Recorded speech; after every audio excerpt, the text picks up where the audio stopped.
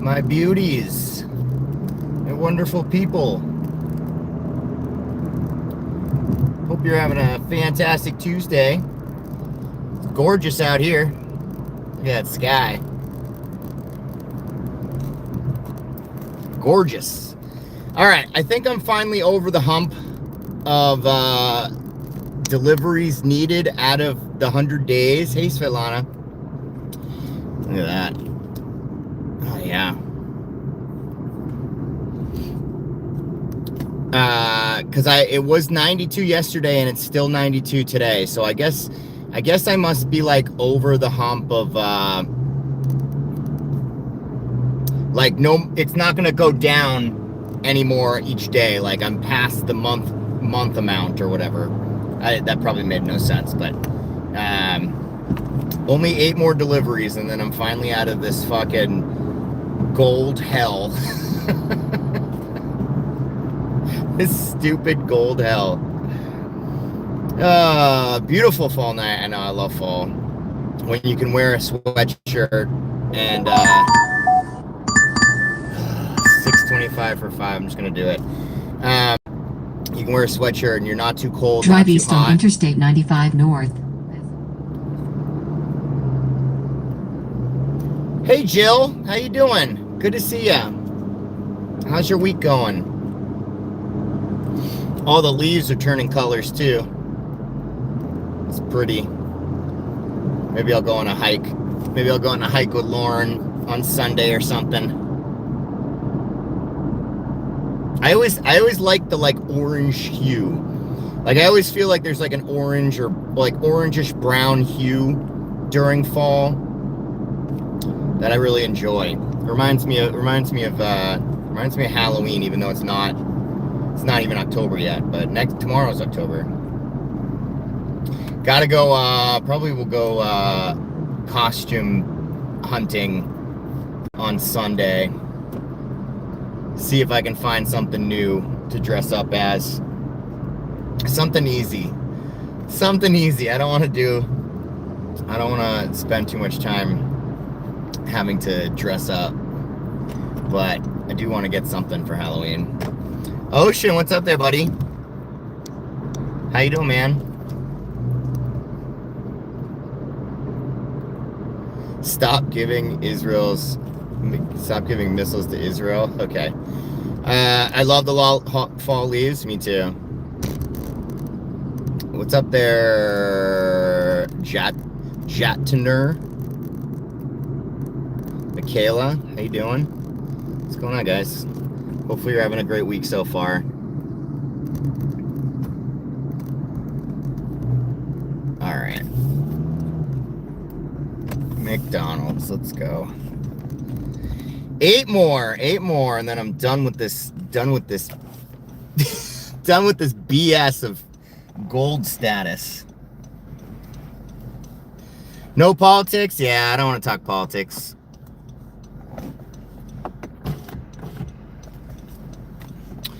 Last station, how you doing? Am I single? No, I have a beautiful queen of a girlfriend. Get that booty popping. I'm all set. Mo, you love me, huh? I love you too, buddy. One day will come and you remember me. What will I remember you about? I don't even remember you now.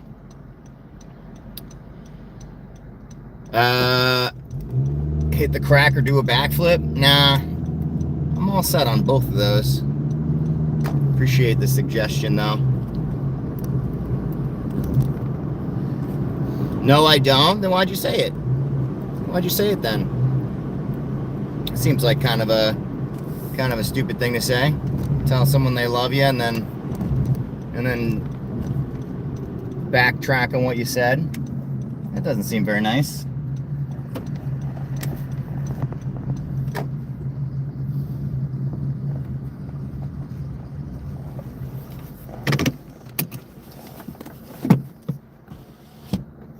You'll take the crack?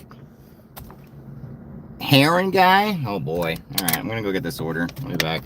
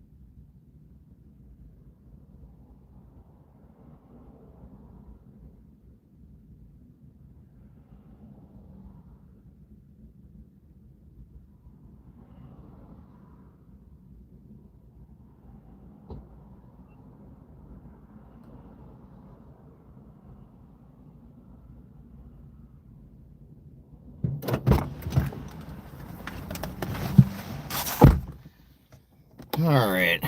Man, McDonald's can't make their mind up. Some days they're like, oh, I need the number.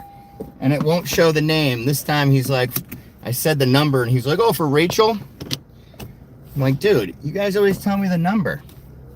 He's like, yeah, sometimes. I'm like, why don't they just make it the same process the whole time?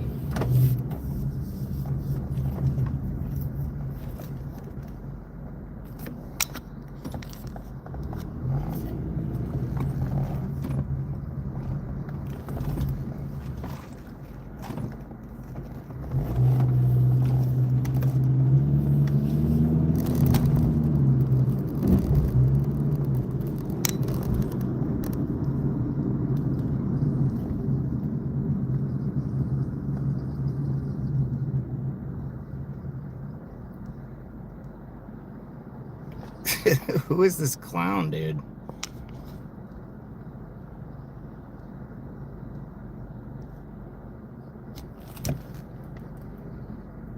I wonder with the Monopoly game coming back to McDonald's if we're gonna see an influx of orders. Is it actually coming back? I thought that shit was banned. I thought it was banned.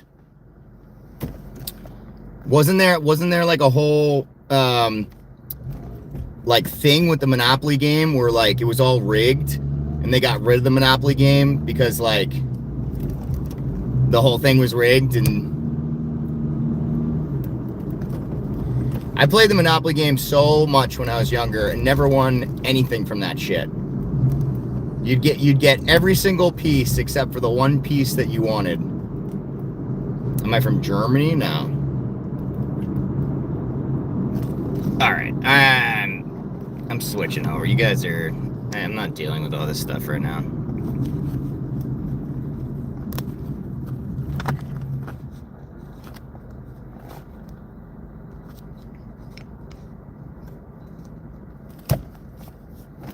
Done listening to it, man. Done listening to it.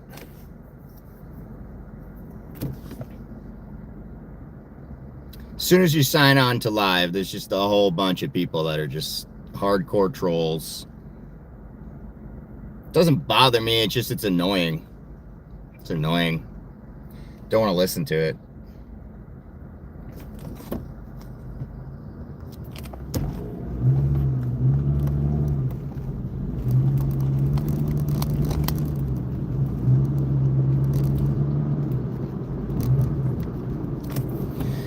All right, one order down, 7 more to go after this.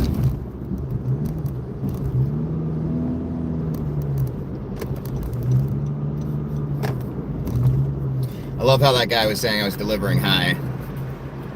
This is nicotine.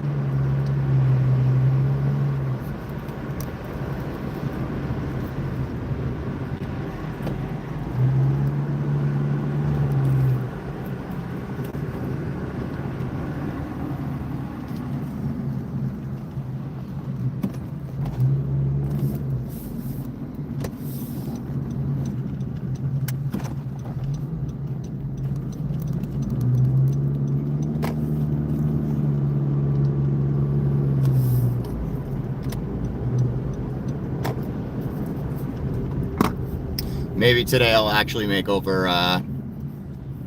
$70 today. I highly doubt it, considering it's literally the last day of the month and it's a Tuesday. It's probably not gonna make any money again tonight because DoorDash fucking sucks.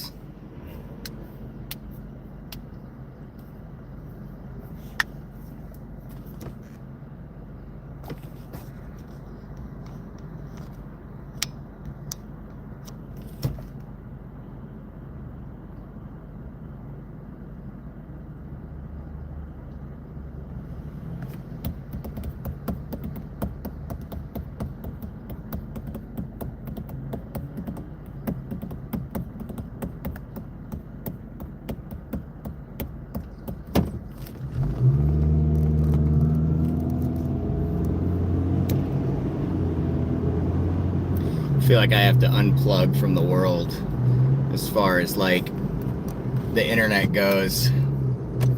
The internet's been putting me into like a fucking weird hole in my mind. Too much stuff going on. It's like literally everywhere you look, there's something going on.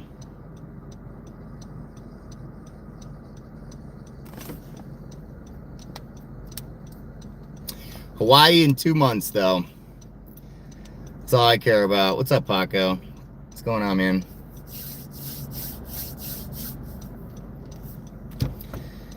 Another around $4,200 to pay off. And then I got to save for taxes. It literally never stops. This is like my last vacation I'm gonna go on for so long. I'm done. I'm done working so hard to pay off vacations. I'm gonna just Hawaii's gonna be the last of the hurrah. We're gonna move in with my girlfriend, and then no more vacations, man. I'm gonna get back to adding to my investments. Start to try to improve my life more instead of these vacations. This was always part of the plan, though. The vacations were always part of the plan, so can't stop now. Chilling like a villain. How was your day today? How was work?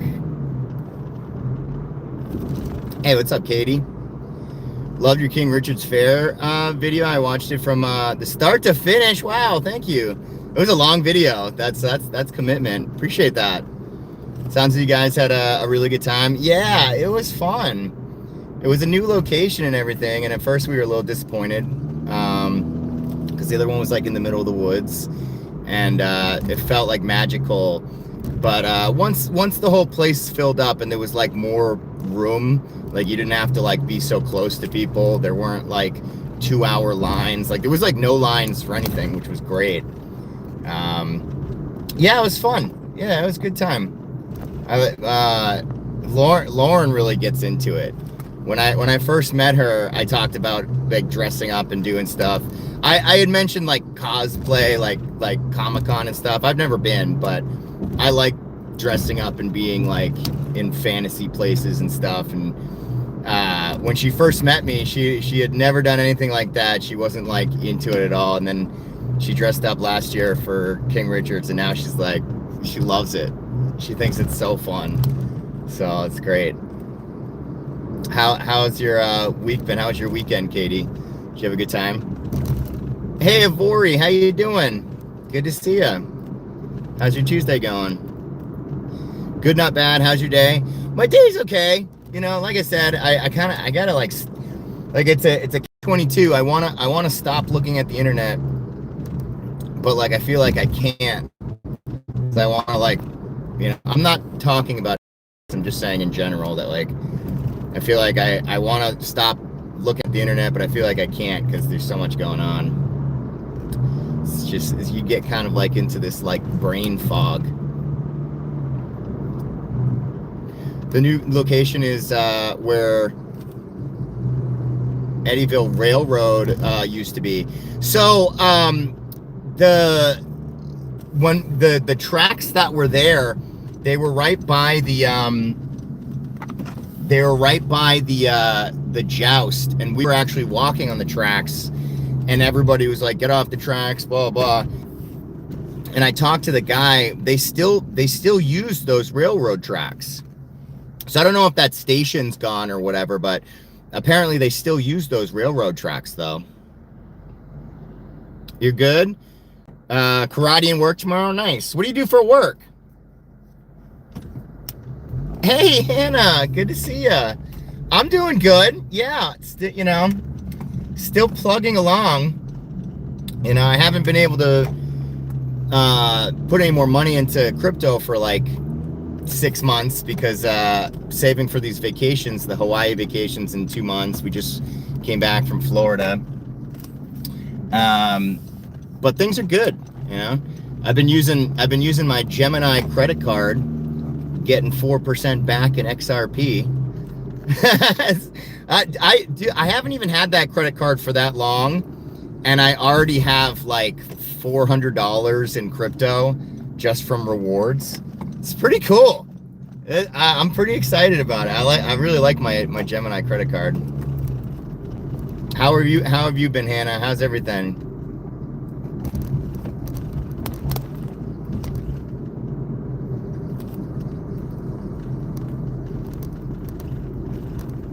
4% is better than 0%. That is true.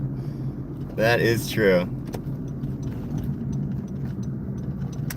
And considering I do DoorDash and spend a ton of money on gas, it's perfect because the 4% is on gas. And I go through so much gas.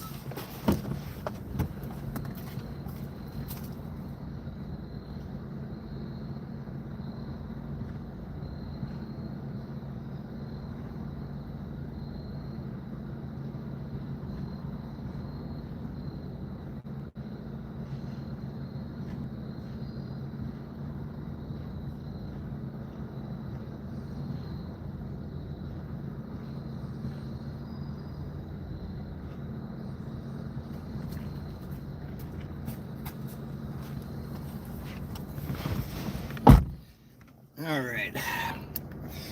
Hopefully October, November. Well, I don't know about I think October Bitcoin is going to do pretty good. I don't know about altcoins, but I think November is probably going to be the start of something pretty good for altcoins. 15 going 15. I'm not traveling 15 miles right now, man. Come on, DoorDash. God. The second I get anywhere close to 80% acceptance rating, DoorDash sends me a ridiculous order.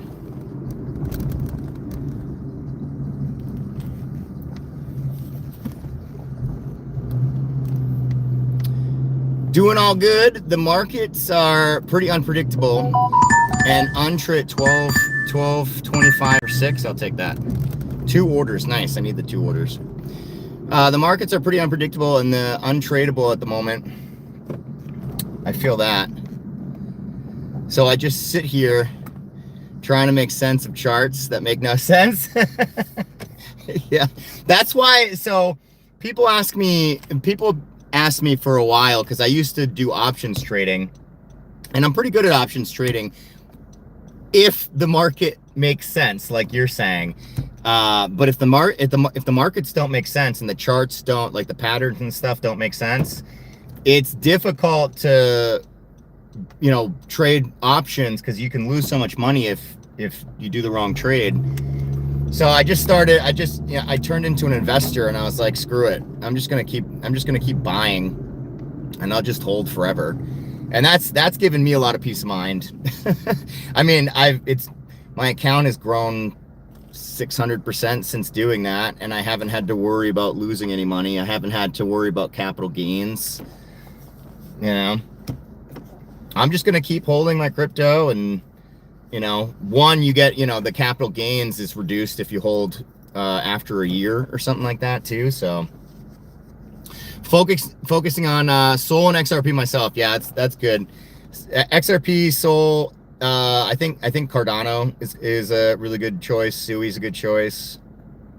Anything utility wise, honestly. I don't have a lot of Bitcoin. I have maybe $400 in Bitcoin. It's not something that I'm invested in. I'm still holding my Doge because I've held it since 7 cents and don't want to get rid of it until it reaches $1. I've had this plan to sell at $1, and I just don't want to sell until it reaches $1. So I'm holding. It's just volunteer work. It's putting clothes and things away. Nice. That's awesome. Cardano's dead? You really think so? They've been doing a lot of partnerships with Ripple. One of the lead developers of Ripple just became the CTO of Cardano. So I don't know. I mean, like, I don't know why they would do that if it was dead. I know what you're saying, though. I personally think all of the crypto market, I think literally all of it's gonna boom eventually. We're just waiting for clarity. That's really, I mean, the Genius Act gave us the green light. Clarity is, you know, that's when everything is able to be used. So the genius was great, but without clarity, we don't, you know, institutions aren't going to come in. So it's just a waiting game. Hey, there's Mac. What's up, Mac? What's going on, buddy? It died like 3 years ago. I don't even know what the price is. What's the price? Let me see. I don't just as a um,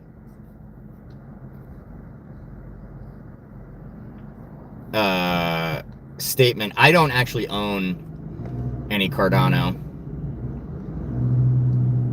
I mean, the chart looks pretty good. It's on, no, it doesn't. Chart looks weird. Yeah, the chart looks weird. I don't know. I mean, like, it's gonna go up. Everything's gonna go up, but the point is that you got to pick the ones that you're really invested in to know utility. XRP and Solana are pretty much the fastest ones. My problem with Solana is that it's known for crashing. Like they've already stress tested a bunch of times and it failed a lot of times when there was a lot of volume coming in with it. XRP, I think it had one issue one time, but the XRP ledger figures it out on its own, and it's not really a big problem. I don't know. I'm not invested in Solana at all, but I know a lot of people that are. So, how you doing, Mac? How's your weekend, buddy? I finished 5 Nights at Freddy's today. Yeah. So are you now excited for the second one that's gonna come out in theaters?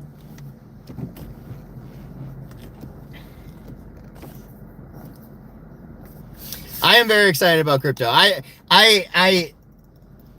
have started to like stop looking at the charts though, because it's just in my opinion, the charts really don't matter with crypto right now. It has everything to do with the laws and the regulations that are coming into play right now. So it's just a waiting game, just waiting. I honestly think that I think 2026 is going to be a pretty crazy year, especially if in October and November, if the spot ETFs go through like people are claiming. I don't know if they're going to, because they rewrote the laws or whatever, and then they told all of those companies to withdraw their applications. They got rid of the delay, but they said that they needed to withdraw their applications because they have to reapply because they did something with the laws. So I don't know if that's going to cause more delays once they reapply, because then those, the time frame for it, I don't know how it's going to work. But once the spot ETFs go through, it's going to be kind of crazy. As long as clarity goes through, if we have clarity and spot ETFs, shit's going to get wild.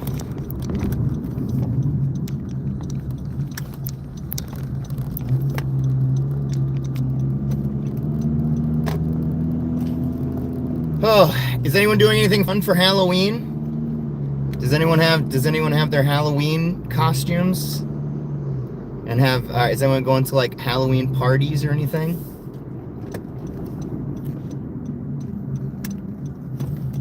I don't have anything planned for Halloween. I have Halloween off though. I did request it off, so I have PTO for my day job. So I will dress up and do a live on Halloween. I don't know what I'm going to do for Halloween night, but I don't know. I'll be right back.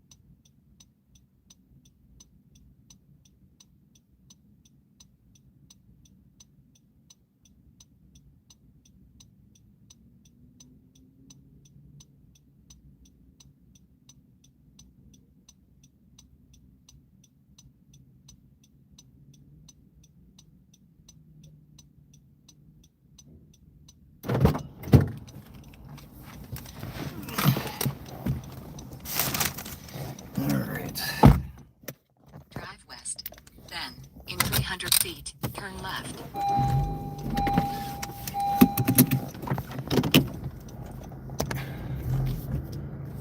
Drive west. Then, in 300 feet, turn left.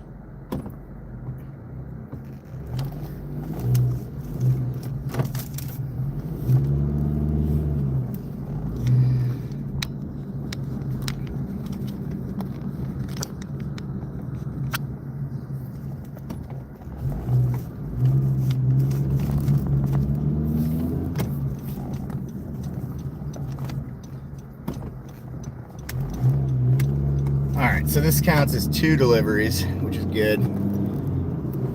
So now I'll need 5 deliveries after this one. What was my first one? 625, and then this was 1225, so there's 1850. Alright, that's not terrible. If I can drop these off by the time it's 7, then that's not bad. It's like a little over $30 an hour if I can continue with that pace, which I probably won't.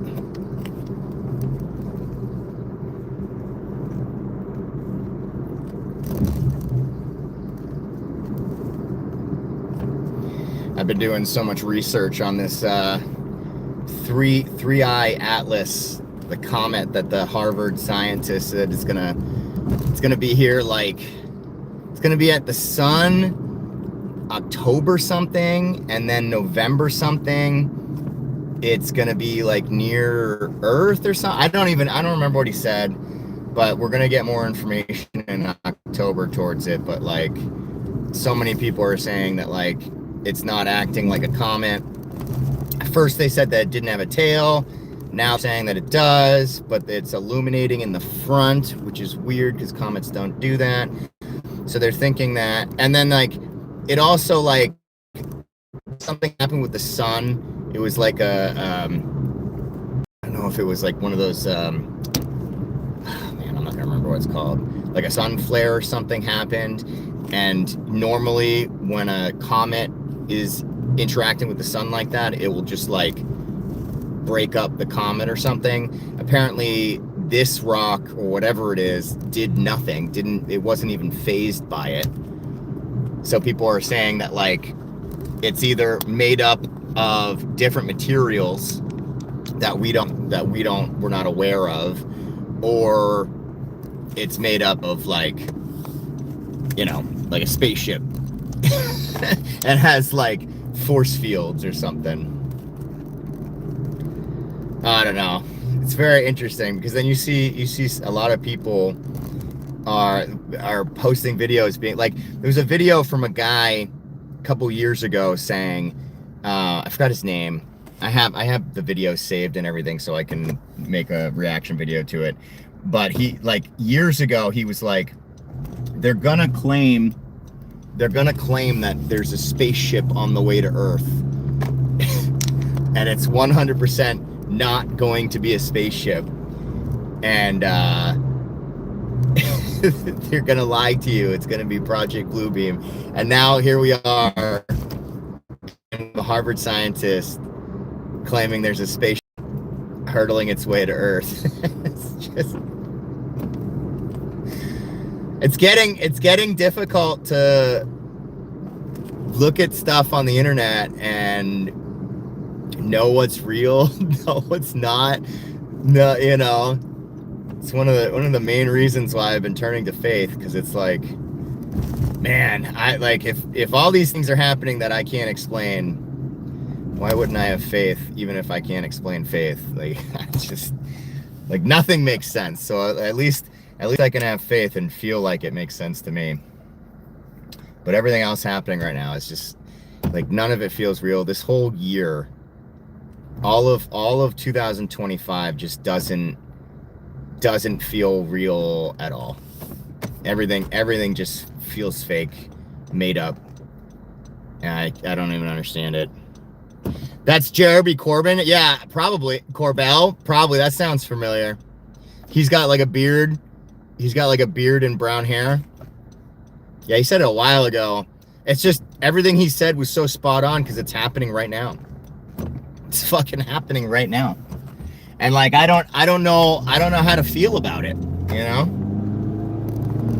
Like, I don't know how to feel about it, because when you listen to someone say something like that, and then all of a sudden we have Harvard scientists telling us that aliens are on the way. Who am I supposed to believe, man? The guy that, you know, is saying that an alien spaceship is going to come, they're going to tell us that, or a Harvard scientist that has credentials and stuff. Like, it's almost like every person that has some kind of credential nowadays, like, you can't even trust them just because they're a Harvard scientist. You can't even trust them. Just because they're a doctor, you can't even trust them. Like, I don't know what to believe anymore. He is heavy into Disclosure Project. I mean, something's gotta like come out though. Like either more information, or, I mean, it's like the whole Tim Burchett thing when he was saying there's entities coming out of 5 to 6 different water masses, and we don't know what they are. I mean, these aren't just people talking about disclosure. These are like government agencies, Harvard scientists, like a lot of people that, you know, technically you should trust in quotes, obviously. All right, 22. Who is this? JDR.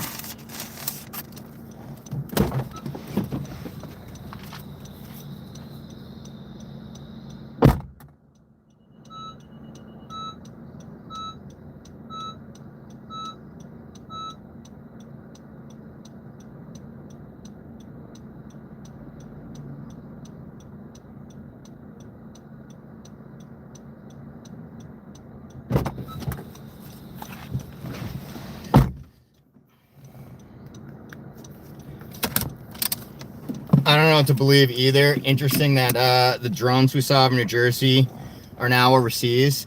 They haven't gone anywhere, man. The drones have been over Massachusetts for 6 months. I showed them last night. I showed a bunch of them last night. They were flying over the head last night. When I see them tonight, I'll show you tonight. It's every night. The drones fly over Burlington and all of Massachusetts every night. I've gone to police stations. I've gone to police stations asking them if they know information about it. I've talked to so many people being like, hey, you guys see the drones flying over Massachusetts? So many people are like, yeah, I see them all the time. They haven't gone anywhere. They're still here. That's what I'm saying about how 2025 doesn't seem real, because like all these things are happening and people are just like pretending like they don't exist.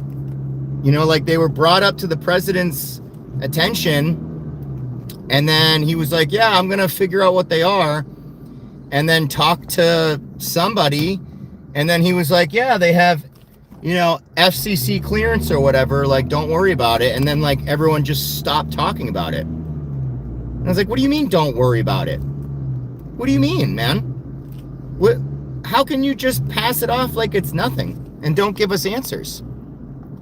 Noah, what's up, buddy? Subscribe and share the live. Appreciate it, man. How you doing today, man? How you feeling? Hey, Yvonne. Have you heard the latest 911 call about the guy yelling, "It's not human"? What? Yo, can you send me an email with that? Do you have a link? Do you have a link to that by chance? Can you send me an email? I would love to hear that. I have not heard it. I've been kind of preoccupied there's a lot of stuff happening in the world, and I've been kind of preoccupied in other news, but I definitely like listening to that kind of stuff because it kind of takes my mind away from all this serious stuff that's happening. How you doing today, Yvonne? You're good? Good to hear that, Noah. Good to see you, buddy. What's my email? themaddasher420@gmail.com. It's my name, it's my channel name, and then add 420.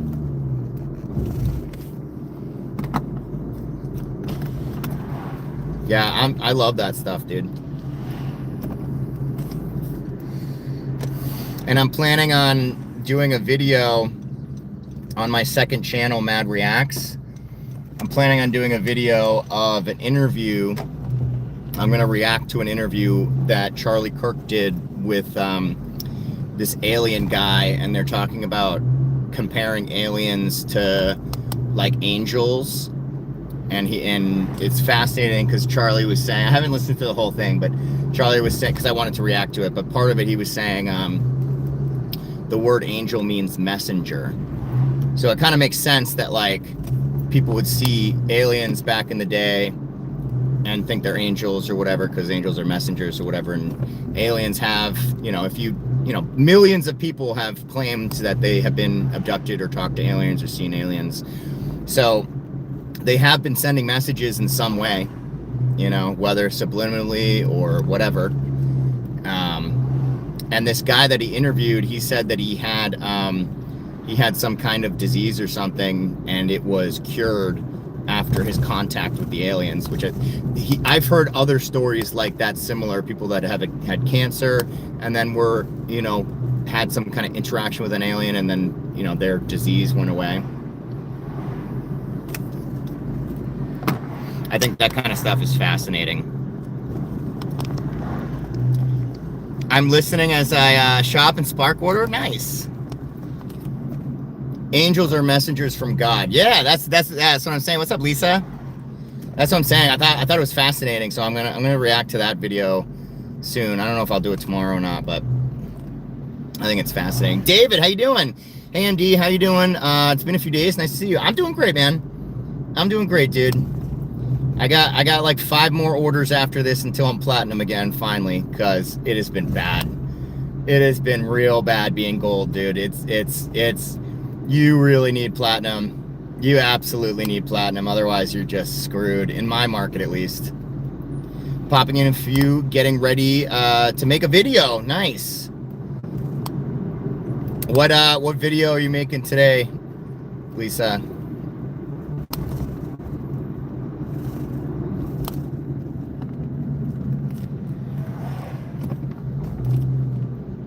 Angels were created for everything and everyone. There are billions of them. Aquarius. Lisa, I'll tell you this much, and you're probably not gonna do this, but I would be more than intrigued if you made a video talking about that kind of stuff, because you're obviously very knowledgeable on all of those topics. I think it would be fascinating to hear your opinion on angels and aliens and UFOs and the paranormal. Like, I know you don't go investigating anymore, but it would be fascinating to hear your knowledge of those topics. I would be all about it. Just letting you know.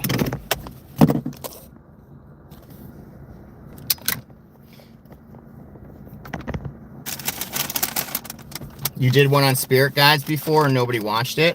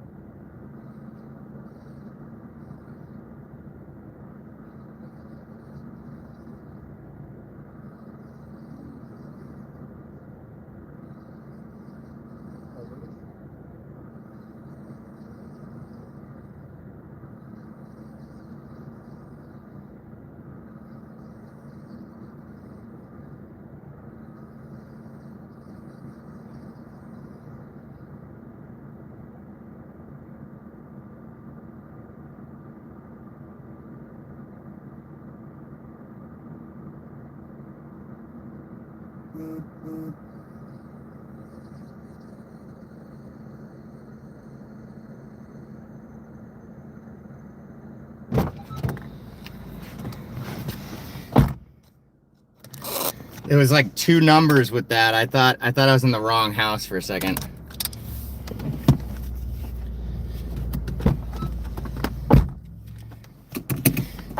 Email sent. Thanks, buddy. Appreciate it.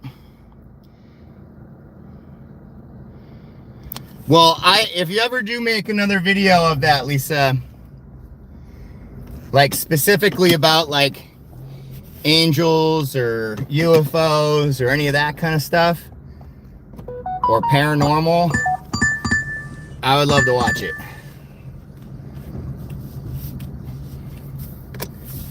And maybe I can do a reaction video to your video. Oh my God, how am I gonna get out of here? This is the worst intersection I've ever seen. There's a brick wall blocking it.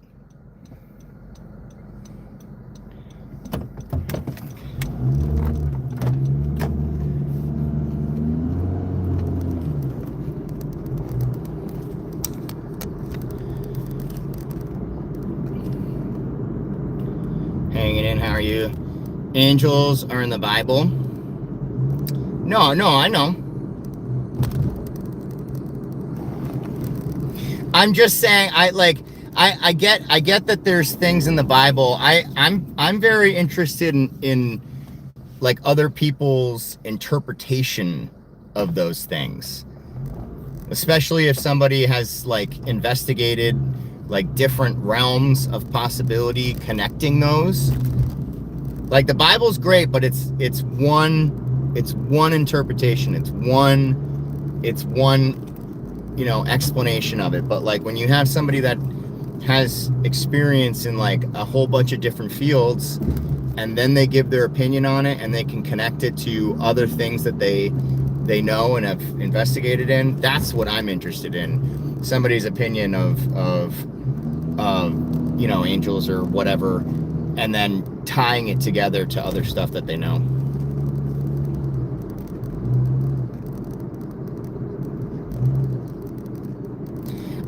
Movie. Let me pick up this order, and then I'm gonna actually, if it's short, I'm gonna just listen to it now. I'll put it on the live.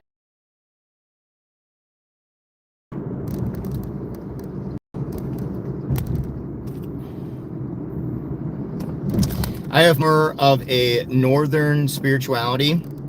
I'd say I think it's Jesus certainly existed. Only question is, was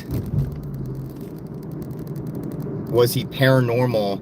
I mean, no offense, I respect everyone. No, you're not offending anybody. That's a very interesting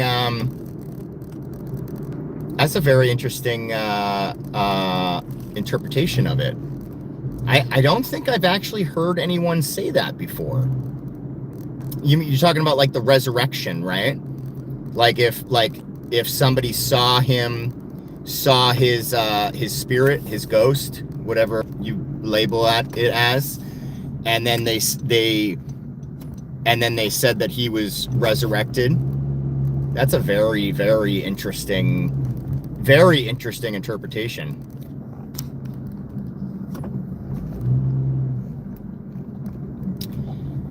I didn't view it as interpretation when it comes to the Bible. No. I'm not saying the Bible is in interpretation. It's one. If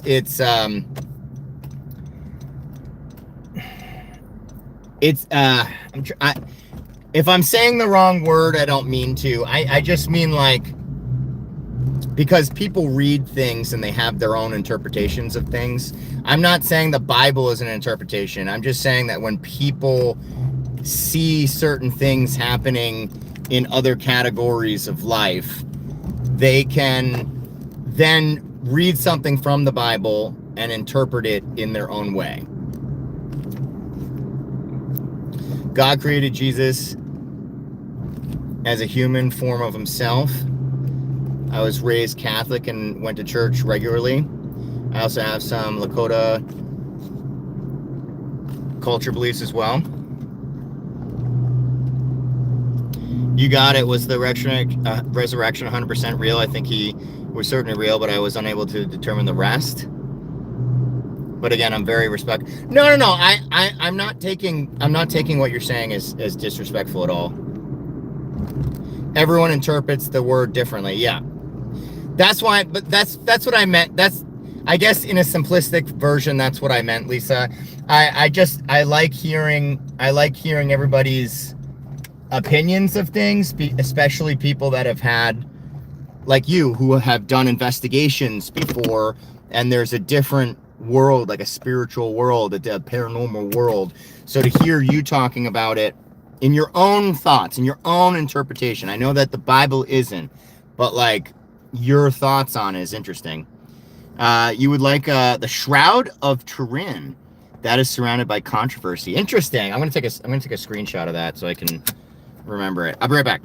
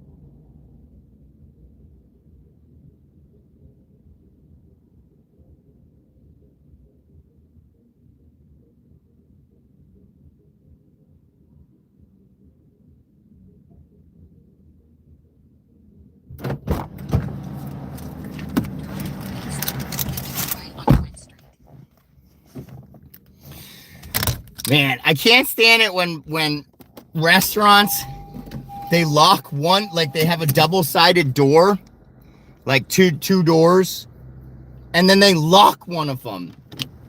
And then you're leaving and you're like, fucking, like, why is this locked? Why did you lock it? Just leave it open.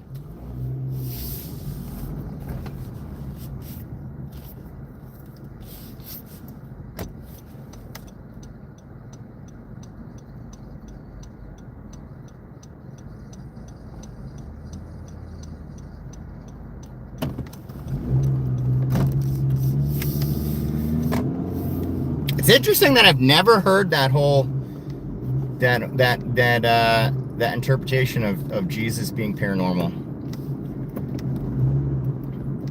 It's very interesting.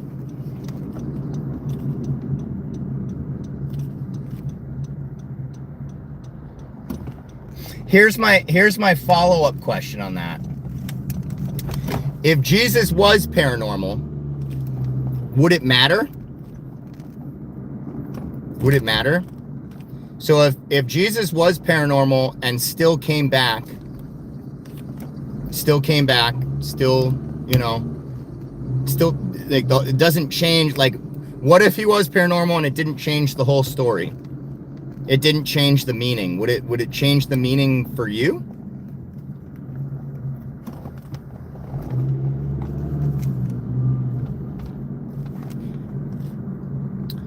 The Shroud of Turin is believed to be the cloth that covered Jesus in the tomb. It was found laying on a tomb after he rose. Oh, I do know that. I I have to read the story and everything, but I have heard that before. Yeah, I don't know where I heard it before, but I had that does spark some kind of memory. What do I think of Zen Buddhism? I studied Asian philosophy in great lengths in college. I actually really like Asian philosophy, but it's very different. Like people say Buddhism is a religion. I don't think it is. I think that Asian philosophy, like the Tao, Confucius, Lao Tzu, Mencius, all Buddha, all of the Asian philosophies. I think it's just a way. It's like a suggestion on how to live your life. So with Confucius, he said that the end goal is for people to be a gentleman. That was their end goal. For Lao Tzu, the end goal would be to become a sage.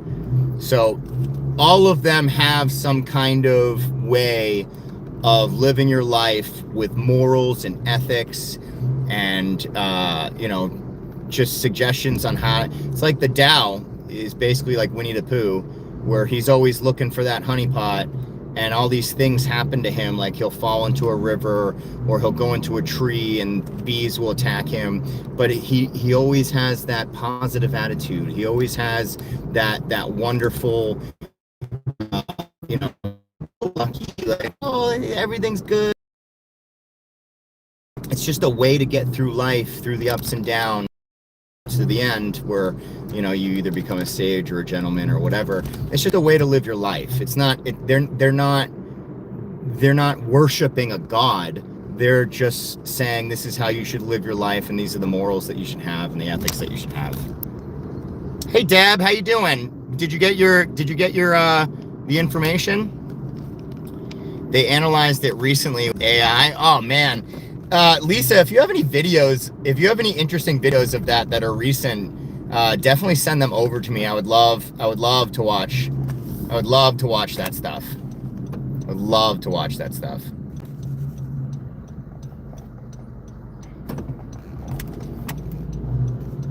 I surprised my son with a funfetti cupcakes with Cookie Monster blue frosting I made him. Nice. Win mom. What's up, Jacob? To answer that, it would change the meaning for me. Jesus is a confirmed God at that point. We then have to figure out how literally is the Bible versus how much is twisted. No. What I'm saying is, like, so like when people say that Jesus was risen, they're not talking about him being paranormal though. They mean like he was risen. So what I'm saying is, like, would it change your opinion to say risen or to say paranormal, or it would be the same exact meaning? Like, wouldn't matter to you. You would still qualify paranormal as risen.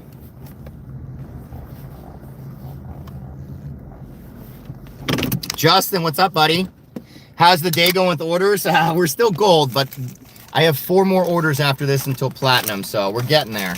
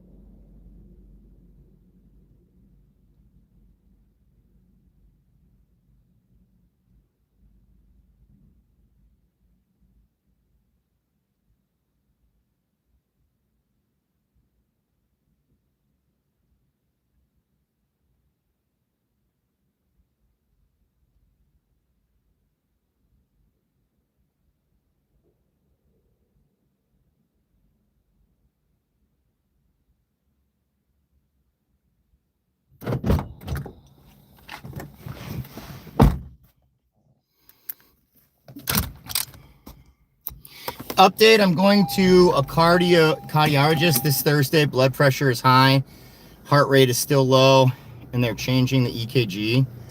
Okay. Well, keep us updated. I feel healing in my body.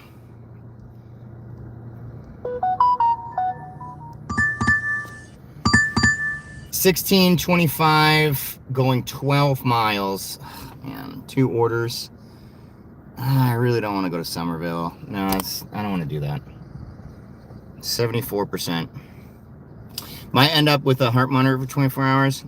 Oh, I got you. Yes, paranormal equals risen bad. Okay. Me too. They said if any symptoms in the time before I see them too, go straight to... Well, I hope everything's okay. Traveler, what's up, buddy? A headache from hell this morning.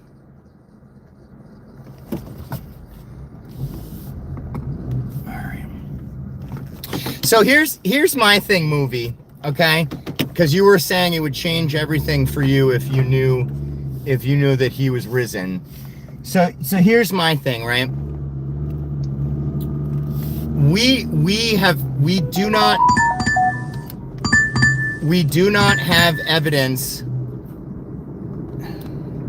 Oh, it's making me turn around. Of course it's making me turn around. Why would it not make me turn around?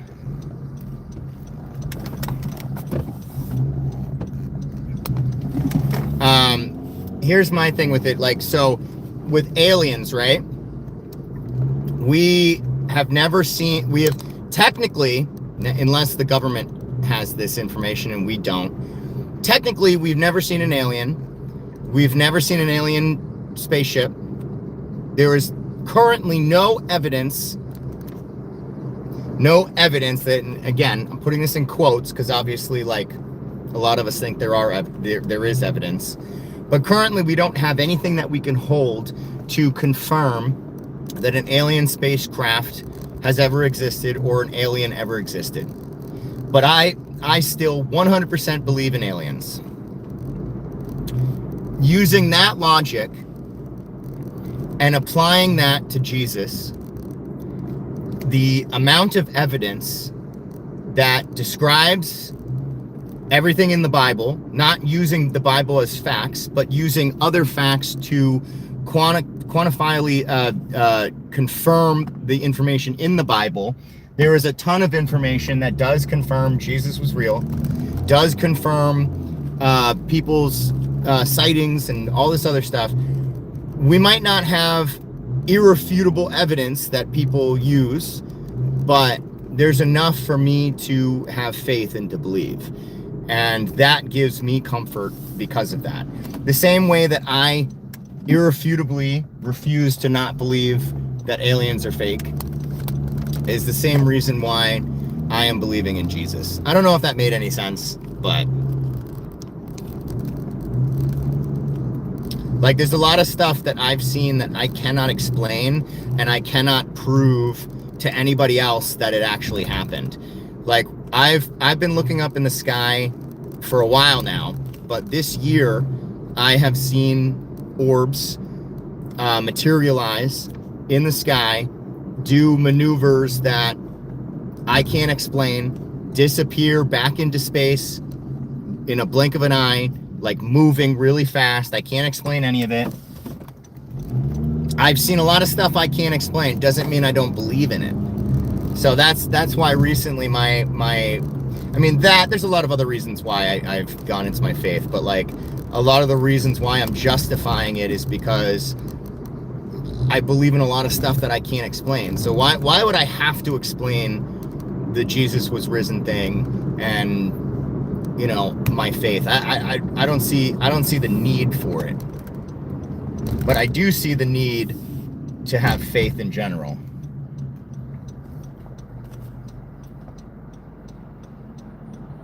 I don't think there's anything wrong with the way you're approaching it. I totally know what you mean. Okay. It's hard to explain, man. These topics are like, it's very difficult to explain your feelings on these topics, you know, especially to have other people understand what you're saying.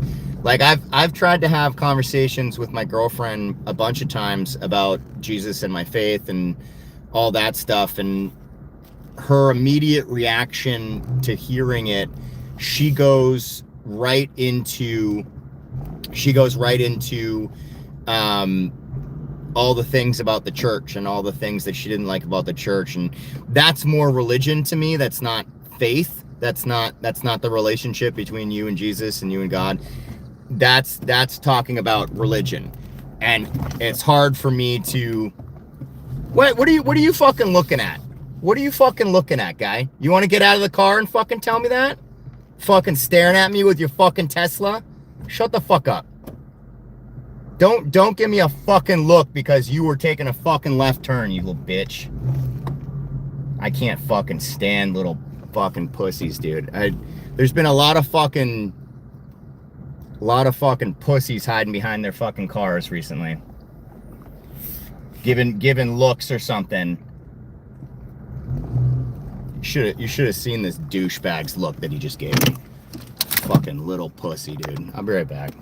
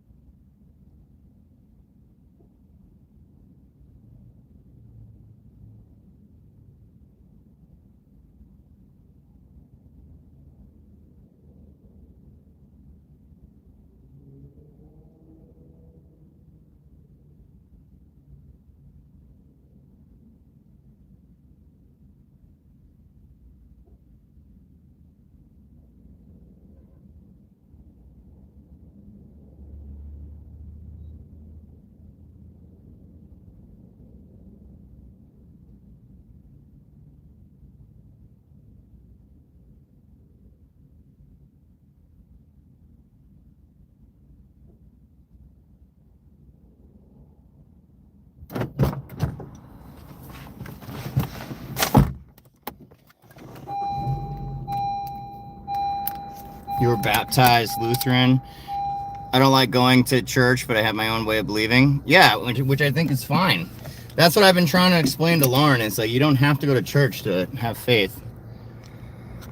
Are her parents Catholic? Yeah, her parents aren't religious at all, but she's been to Catholic churches, you know, where everybody's kneeling and everybody's eating the body of Christ and drinking the blood of Christ, and she's not into that. And I'm trying to, like, it's indoctrinated into her brain because she was young when she went there.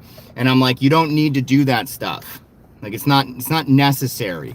You can still believe and still get the love of Christ in you without doing all that stuff.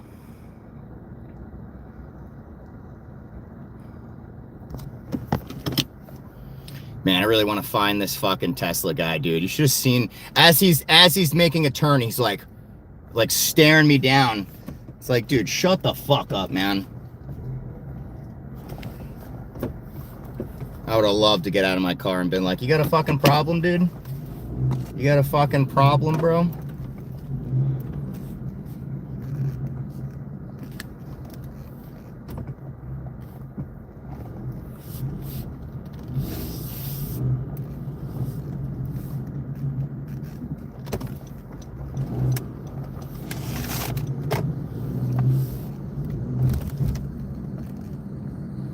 A lot of rituals, etc. With Catholic is intense. Catholic is intense. Is he gonna go? Go.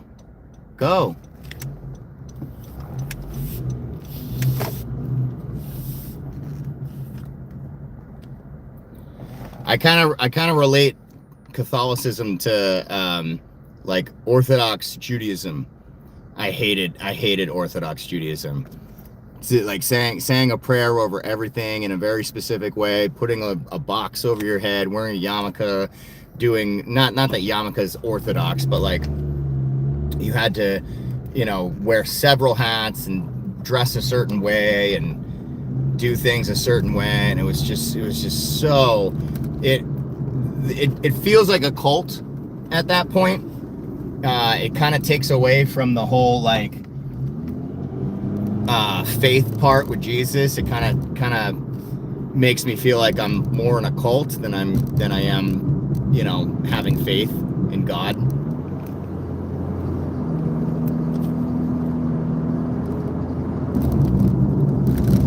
I was forced to go in, like doing it if we're yeah, exactly, Deb. Off to do the video. All right, have fun, Lisa.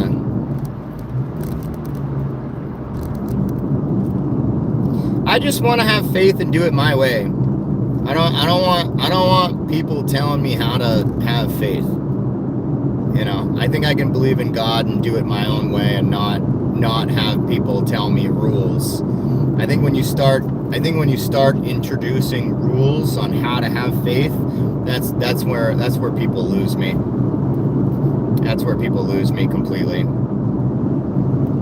And even on my videos that I've posted, like 99% of them are really encouraging, very supportive, very loving. But you do have that 1% of people being like, you have to do it this way. You have to pray this way. You have to go to this type of church. You have to read this version of the Bible. You have to do it this. And I'm just like, dude, that's why people don't want to be in your religion, because you're telling people what to do. That's why people don't like Jehovah's Witnesses. That's why people don't like people don't like being told what to do on anything. It's not just religion. You can relate that to anything. People just don't like being told what to do. Like, let them believe the way that they want to, and just love each other. There's nothing wrong with that. Just love thy neighbor and have faith. That's it. Seems pretty fucking simple to me.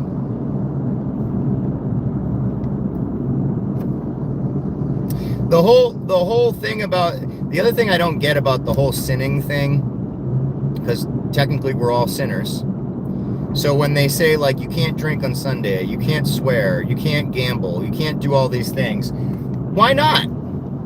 Why can't I? If we're all sinners and Jesus died for our sins, why can't I do all those things if it's not going to matter anyway? That's one thing I have that I question a lot. It's like, what? I'm not killing anyone. I'm not doing anything bad towards anyone. I'm not doing anything maliciously. But I like to gamble. I like to drink once in a while. Why can't I? Can't I just ask Jesus for forgiveness and then, you know what I mean? I don't know. Still learning all this stuff, but my mom is New Age, but also has a close relationship with Jesus Christ. I was thinking about this the other day, and I'm probably going to do a video about it on my other channel. But growing up Jewish, I never really had that connection. I mean, like, I still felt connected to something, something up there. It's a little bit more daunting in Judaism when you are praying to God, because you have to like cover your head from God. You have to fear God. You have to, there's all these things about God.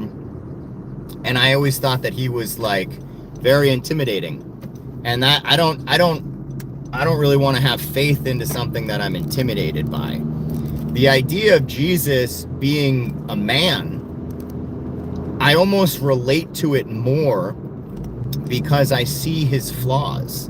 I see his, like, that he, you know, they say he was perfect. And I get that. I get the whole idea of it. But when you think of him as a man, you relate to him. You relate to him as a human. You know, I guess there was no flaws. You know what I mean? But I saw him as a human, not as my God. And I understand he is God, and I get it. I'm not saying that he's not. But I'm saying that it's easier to relate to him because he was a man and God at the same. Like, I can't picture God in my head. Like, you always have these pictures of God looking like, Zeus with a beard and, things like that. But I can't relate to that. I can relate to seeing Jesus looking like a man and sacrificing himself for the greater good of people. That I can relate to. I can't relate to, like, a God just being like, fear me, do this, do that, and then you can't understand why why all these bad things are happening. I could never relate to that. But having the image of Jesus in my head, I can relate to him looking like a man and him sacrificing for other human beings. Because people make sacrifices all the time. I make sacrifices all the time. And whenever I make a sacrifice, I can relate to that. I don't know. I have a very difficult time explaining myself when it comes to this kind of stuff. So probably not making the most of sense. I guess I'll have to get my thoughts better. Hand it to customer. This is a terrible order. Be right back.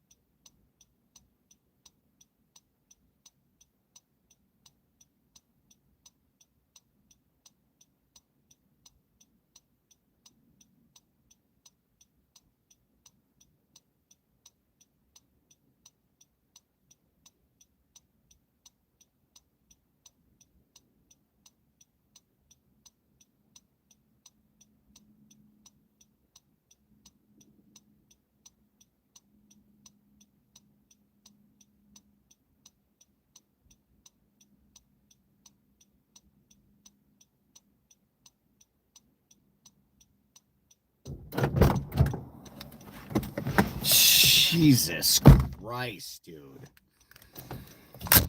Literally, I don't even understand the point of this fucking building. Literally have to fucking walk all the way fucking around like 17 times before I got to this fucking person's room.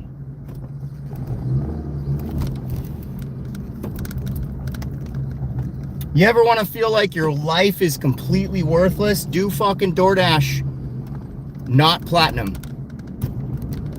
Do fucking DoorDash as a non-platinum. They tried sending me a fucking 18 mile for 12 when I was up there. Couldn't even find my way back out of the fucking place. God, dude.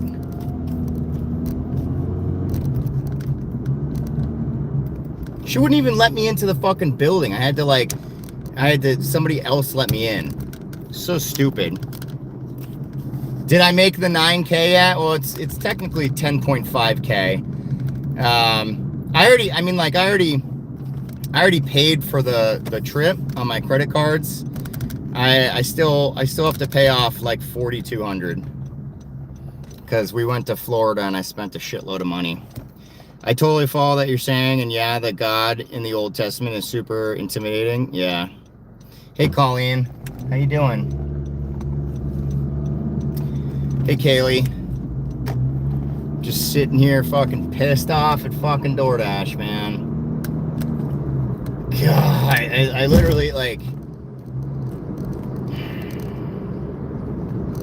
if I ever get down to I said this before, if I ever get down to a 4.7 rating, I'm just never going to be able to use DoorDash ever again because you can't use this app unless you're platinum. You can't. You just can't. You feel like a piece of shit when you do.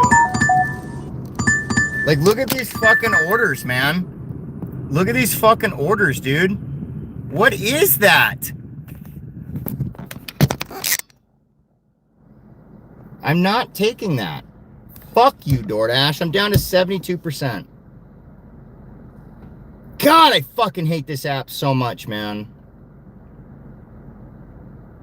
I fucking hate this app so fucking much, dude.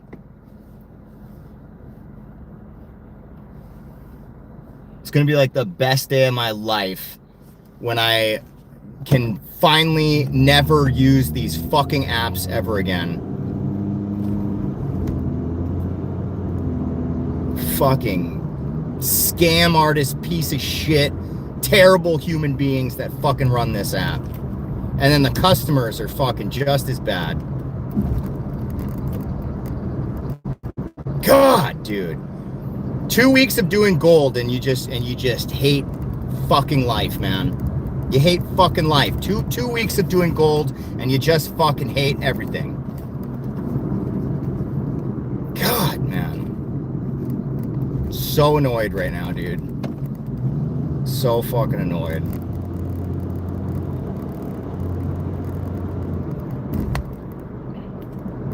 And I come in here with like a really awesome attitude, all like positive and pumped up and stuff. Just want to make some money. These fucking apps, dude. So tired of it, man. Like, the idea and the concept is great. Like, I want to work when I want to do all this stuff, but like the downsides of it are super bad sometimes, man. Super bad, dude. Spark, maybe Amazon. I can't do Spark. Spark, I only work at night. Spark's not really a thing at night. And the only place they have Walmart is in Chelmsford next to Lowell. So I'd be delivering to Lowell all day, and I just don't want to do that. I also don't like the fact that, like, in Walmart you have to use their Wi-Fi because the why do you have to go wide right to make your stupid left turn? can't do it. I'm so irritated right now with people. It's not even funny. Like people that make wide turns before they take a fucking left. What's wrong with you? Why are you doing that?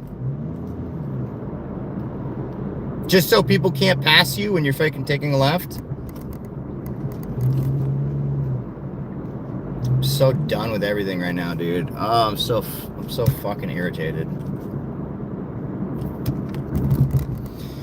Amazon? I don't know about Amazon. I like stopping at like doing like, what do you do, like 100 fucking stops in a day or something? I mean, I liked the idea of doing DoorDash because food delivery seems easy. I don't know, man. I don't know. I'm hoping it just gets better once I get platinum. I'm hoping it's just because I'm gold. Seems like you're burnt out from DoorDash. I definitely am. Amazon Flex is good, actually. Well, if DoorDash ever gives me under a 4.7 rating, I'm never doing DoorDash ever again because I will not do it if I can't get platinum. I'll be right back.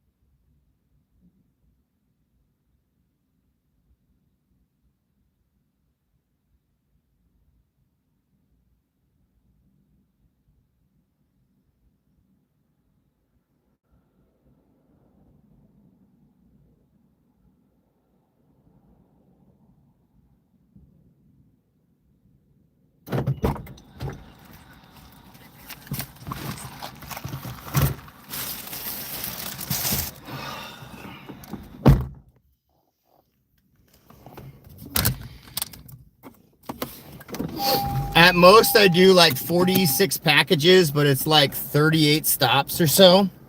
Depends on your Amazon warehouse, but typically at nighttime at my Amazon warehouse, they usually just do overflow packages. So I wouldn't even be able to get, you're saying like there wouldn't even be any work for me if because like I would only do nighttime. Like I would be able to do like all day Saturday, but during the week I'd only be able to do nighttime.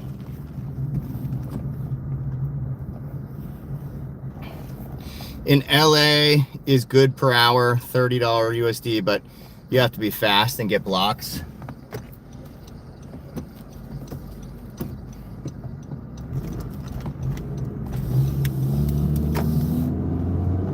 Oh, did I just go the wrong way? Fucking hate these GPSs, man. These GPSs keep telling me one way and then all of a sudden they'll switch. Oh, I wish I wasn't so irritated. I really do. I really wish I could get back into being positive. I don't know what the fuck happened. What up? Saw your account. What up? Saw your other account YouTube channel. Yeah, nice, man. How you doing today, High Life? If you get buddy with the Amazon workers, they'll give you preferred routes. So that's what it comes down to nowadays. You gotta be buddies with the Amazon drivers or Amazon workers. Saw my new video. Good job. Thanks, man. Appreciate it. Appreciate it. Appreciate you, High Life.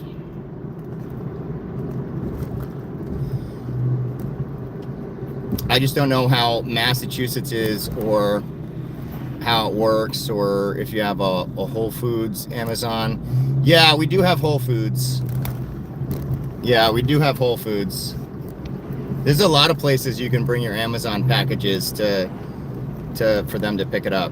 You can also bring it to UPS. I think you can bring it to Walmart, Walgreens. There's a bunch of places.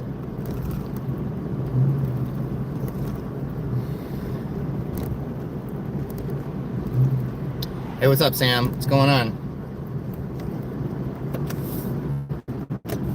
Hopefully you guys are in a better mood than I am. I'm in a shitty mood, dude.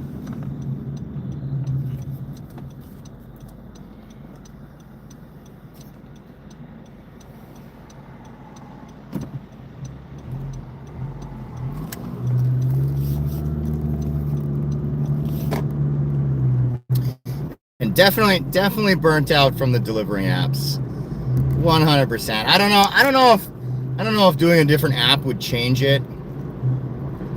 I'm kind of just burnt out from all these prices, man. Like, because my day job pays good. Like, I make decent money at my day job. I also make money from YouTube. Like, the fact that I like still need DoorDash is like technically I don't need DoorDash. Like, I can survive without it, but then like I wouldn't be able to do all the things that I want to do. I wouldn't be able to take my girl out to dinner. I wouldn't be able to, put money aside. I wouldn't be able to, I would be living paycheck to paycheck pretty much. And I don't want to do that. But the only other option to living paycheck to paycheck is just working non-fucking stop.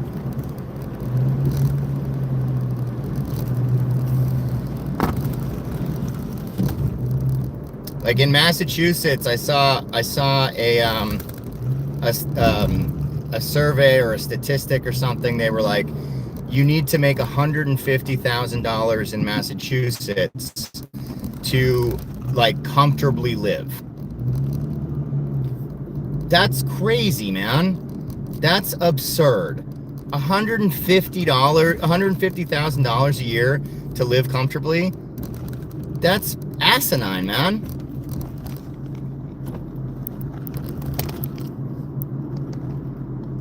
It's really not hard to get in the good side. Just make sure that your car engine is off.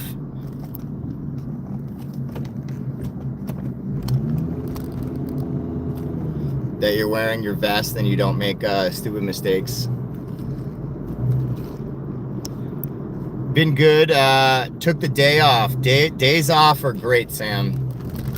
I love days off. I for a while I hated days off because I was obsessed with working, but recently I've been really enjoying my day offs. Yeah, I do. I feel like I'm getting squeezed out, but was getting by totally fine a few years ago. Oh, I don't think I was getting by totally fine a few years ago. I just think that it's catching up. The last 5 years, prices have been pretty bad. I don't think the prices have really changed that much, but dealing with higher prices for like 1, 2, 3 years is fine. But then when you start dealing with high prices for 4 years, 5 years, 6 years, 7 years, man, does it just, like working a little extra for a couple years, cool. But working extra for like 5 years, 6 years, 7 years, it's just so much, man. It's too much. Like, we need change. We need something to fucking change, dude. Yeah, exactly. And the wages don't go up. Like, wages only go up. Another statistics I saw. Let me drop this off and I'll tell you. Hold on.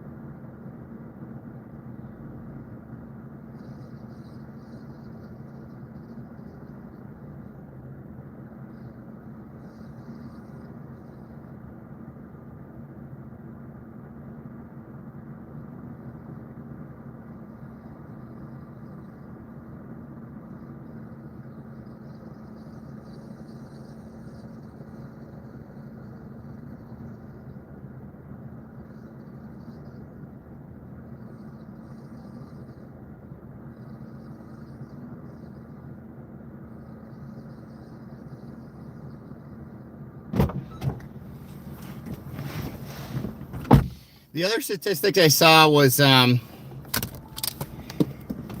like the only people that are increasing their salaries nowadays are people that switch jobs. So like my girlfriend recently switched her jobs. She's doing the same work, but she switched companies, and she got like, you know, a pretty nice increase. I forgot what it was, but like several dollar increase per hour. And the job that she was in before, she would only get like 25-cent raises a year.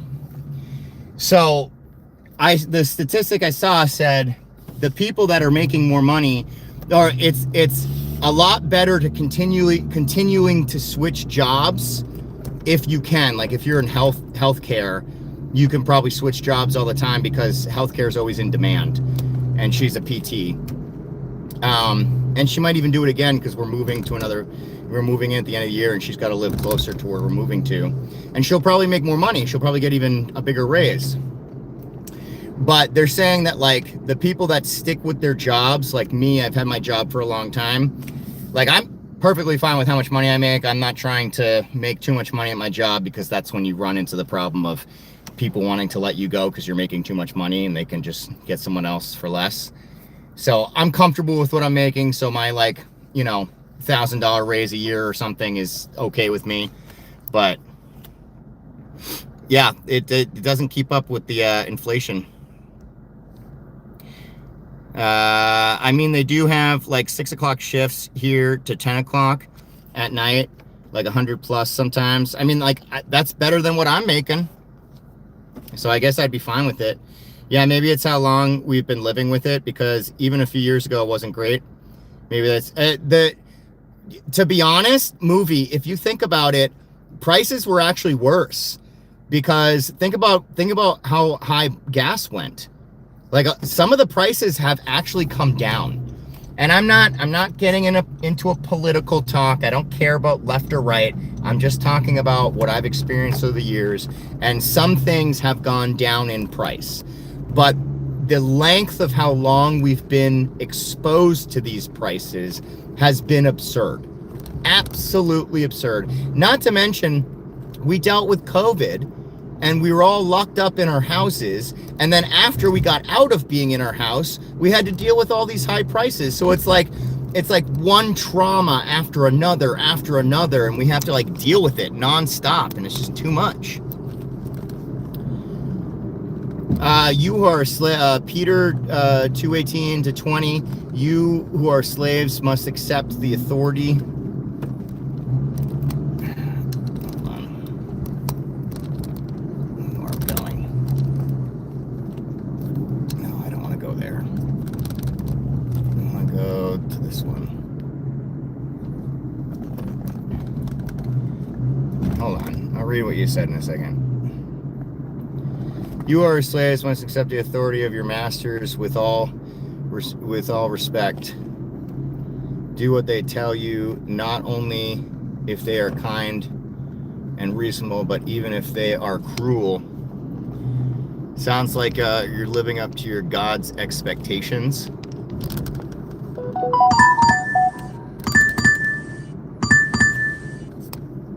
Okay, I don't know what you're trying to prove here. High intensity.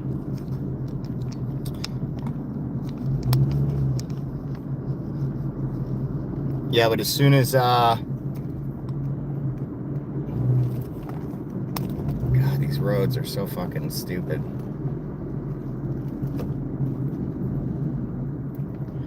Yeah, but as soon as you make more money, your rent goes up, or your water bill goes up. Yeah, I know. I mean, they really have to solve the renting and housing crisis that's going on right now, because it's absurd. What are you doing, lady? What the fuck are you doing? Just stopped in the middle of the road? No hazards on? Nothing?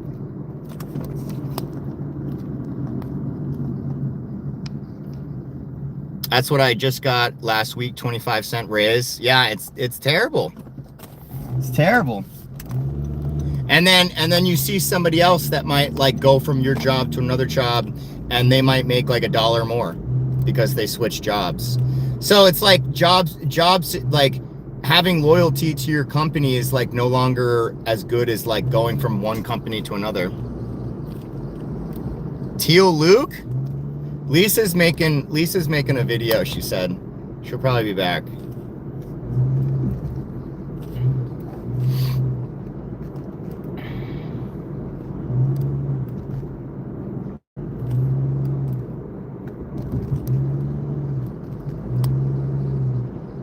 Just burnt out, man. Definitely burnt out.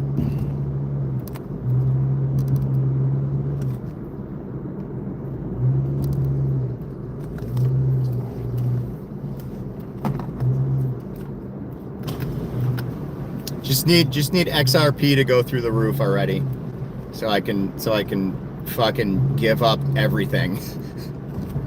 So I can give up everything and just make YouTube videos. That's all I want. Is that too much to ask for? Is it really that much to ask for to be a multimillionaire with XRP and just make YouTube videos for my living? Is it really that much to ask for? I don't think so.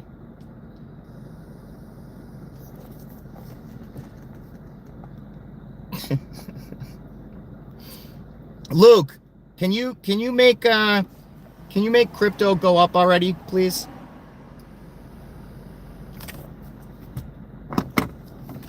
Pray to God to make it happen. Are you sitting here trying to make fun of God and faith? Is that what you're trying to do? High intensity? Is that your intention? I would like to understand your intention right now. Are you purposely trying to be a douchebag? Is that what you're intending to do?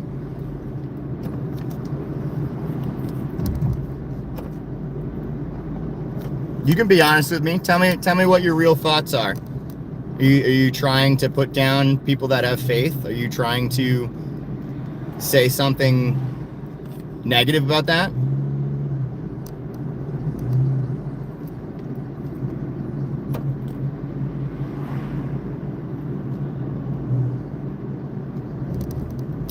Eminem needs to open up a new snack venue called Snack Back to Reality.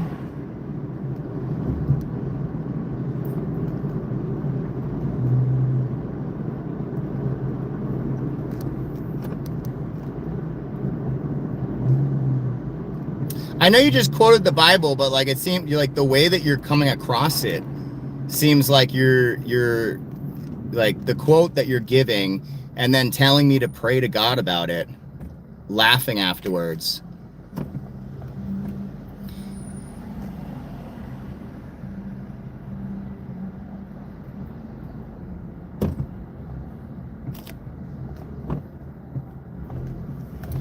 And I didn't ask you if you quoted the Bible or not. I asked you what your intentions are by quoting the Bible. That's a different question.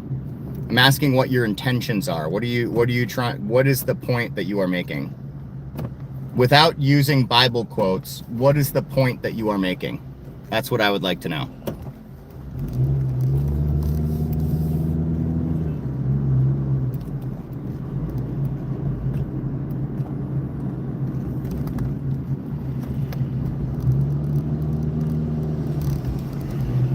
Bible verses can be interpreted in many different ways depending on the meaning of what you're trying to, understand. So you tell me what your purpose here is. What is your goal of the quotes that you're giving? What's the point you're trying to make?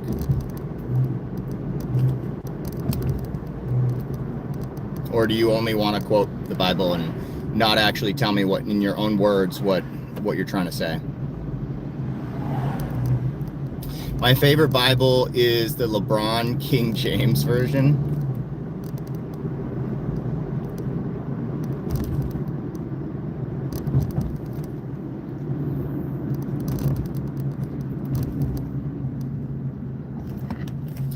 You don't have me upset. If you had, I would have just banned you. I'm interested in understanding why you're saying the things that you're saying.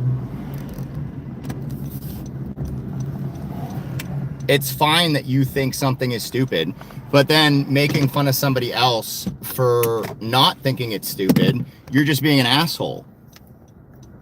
There's nothing wrong with having your own beliefs.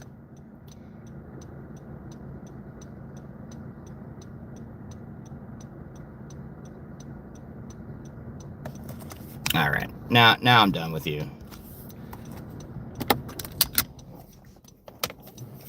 This is why I have faith, because of pure evil like these fucking idiots.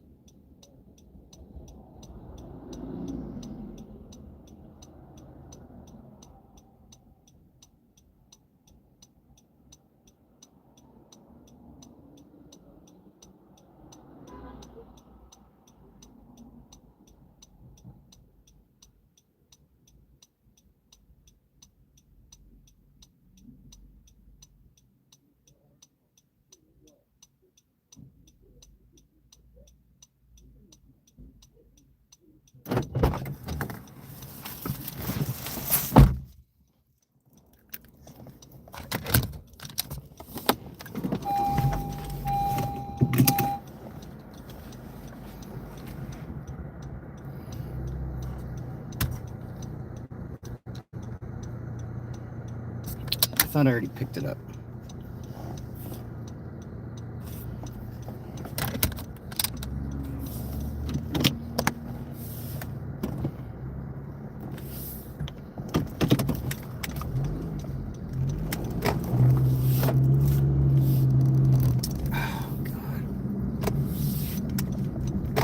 Stupid GPS. Every time I leave anywhere, it tells me to go one way, and then I have to turn around because it was messed up.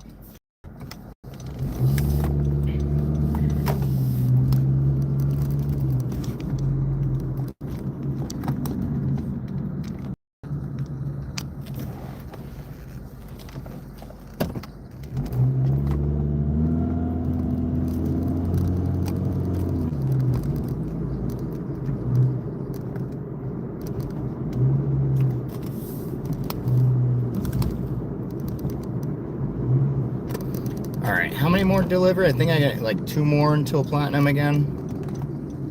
Thank God, man. I'm so done. So done with gold. So done with gold.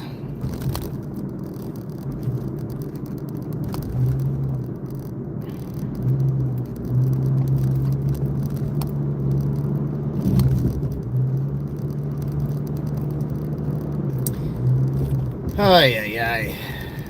So irritated, man. These little keyboard warriors that come into the chat also.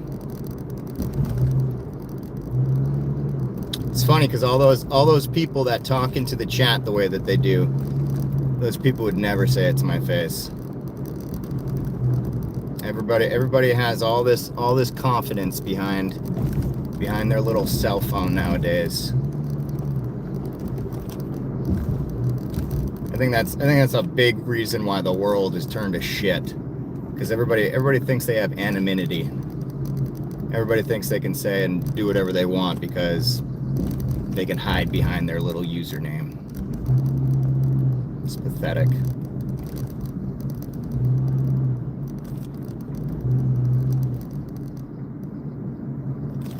This was a 6+ for 2.3 miles. This is actually a good order. This is like the first good order I've had tonight. It's probably only going to go up 25 cents, but still.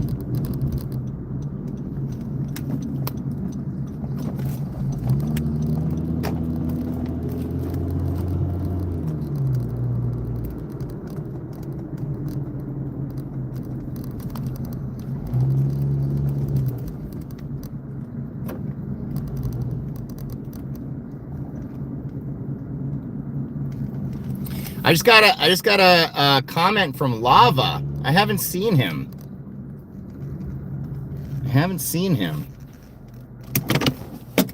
I'll look at it in a second.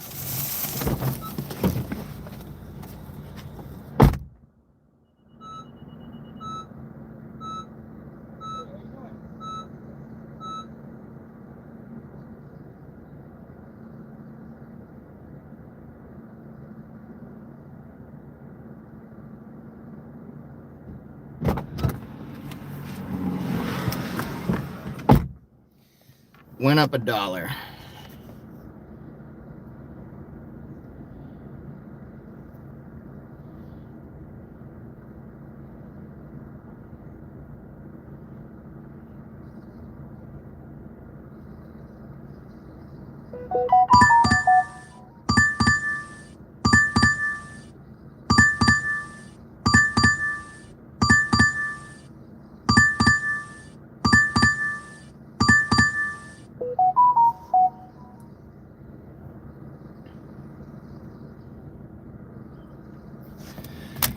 All right, is this the last delivery? I think it might be the last delivery. I don't know if Lava knew that I was on this channel or not. I just responded to him saying I was on other channel. Maybe he'll come in here. I don't know. Of course I have to fucking turn around. This stupid GPS. Why is it always pointed in the wrong direction? Every freaking time.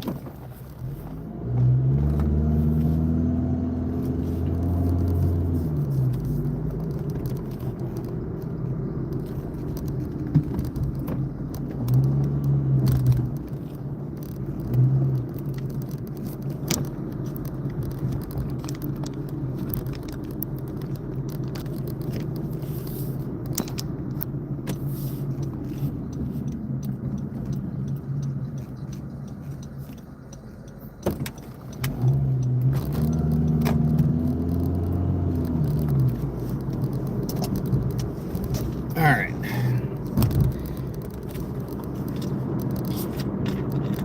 Hopefully this means that Saturday is going to be a good day, because last Saturday was just terrible.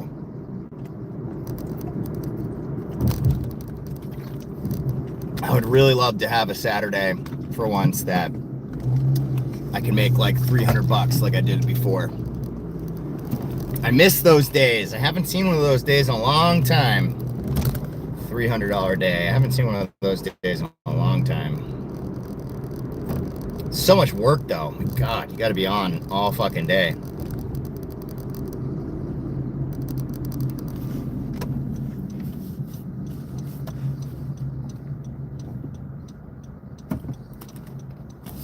I wish DoorDash would partner with a different food place.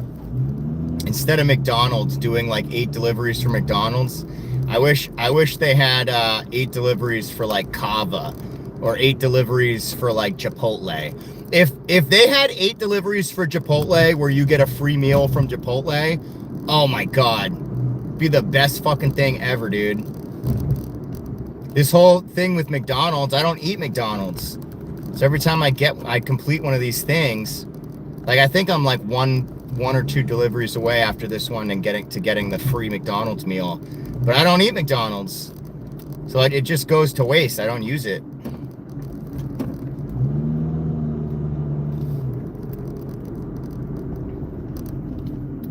What's up, Lightstar?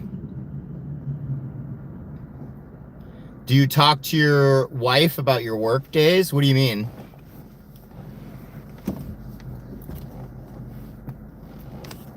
What do you mean about like talk to her about my work days?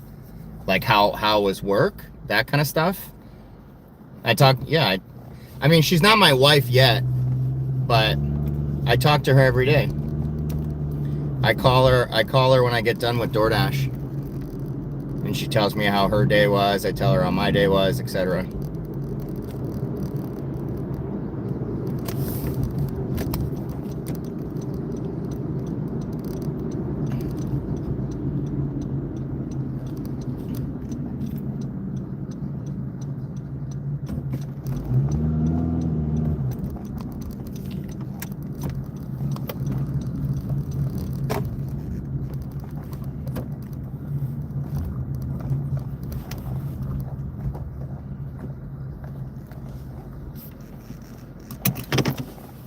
Do you have a friend you could donate your McDonald's to? Real life friends? Nope. Only friends I got are online. I work too much.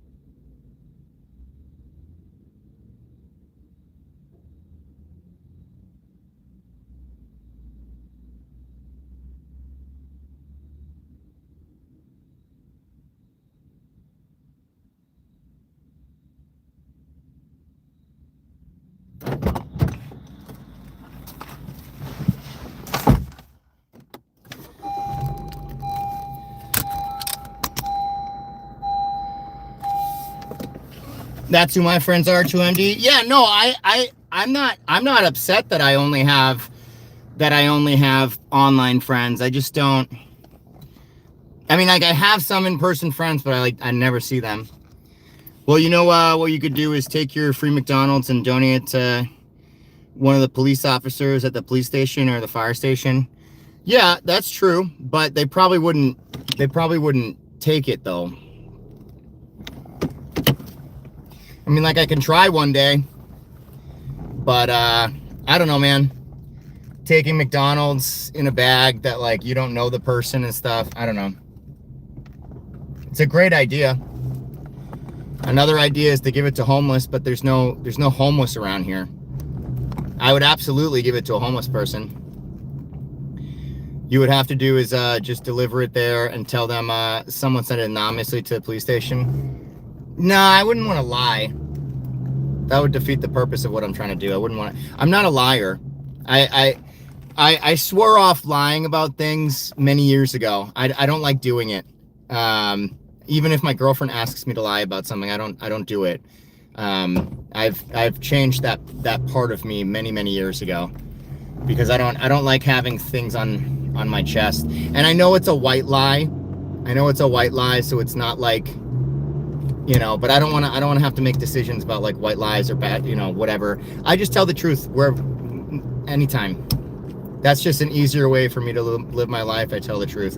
If I was going to do it, I would tell them. You get free points with DoorDash. I have this free meal from McDonald's. I don't eat McDonald's. I don't want it to go to waste. You guys are welcome to have it if you want it. I would just do that. I have my family and work friends. See, that's my problem, is that my job, I work remote. So I don't have work friends. There is no work friends. I have a couple technicians, like my department, because we're like the escalation team. We're like the escalation technicians. It's a very small department. It's like 8 people. Like, I know them all, and, like, you know, if I ever wanted to call my boss or my friends, or not my friends, my coworkers, they would, you know, I could talk to them, but we're just not on that kind of level, you know. It's not lying, it's just bending the truth. I don't like doing that though, Light. That's just me, man. I'm telling you my thing. I just don't do stuff like that. On Friday, getting membership when I get paid. Well, I appreciate it, High Life. If I will say this much, High Life, if you need the money, keep the money. If you need the money, keep the money. But if you want it, go. I would then welcome to the Side Hustle Champions when you do. I just thought about what you said with just delivering it to them. So then they would, that would mean that maybe we shouldn't trust any of the DoorDash delivery people. No, that's it. Man, like, you're really argumentative, dude. I understand what you're coming from, a good place, but not everything is a debate. Not everything is a debate, man. I appreciate your advice, and you make some good points. Maybe the next one I get, I will bring the food to the police station and see if anybody's hungry. I appreciate your suggestion, and I will attempt it and see what happens. But I'm not going to lie about it. That's it. They also don't know if I'm a DoorDasher. I can say I'm a DoorDasher bringing in food. At least with DoorDash, you know it's a DoorDasher because you use the app. But not everything is a debate. I don't hang out with them outside of work. Well, I did once. I don't have friends outside the internet or on the internet. Okay.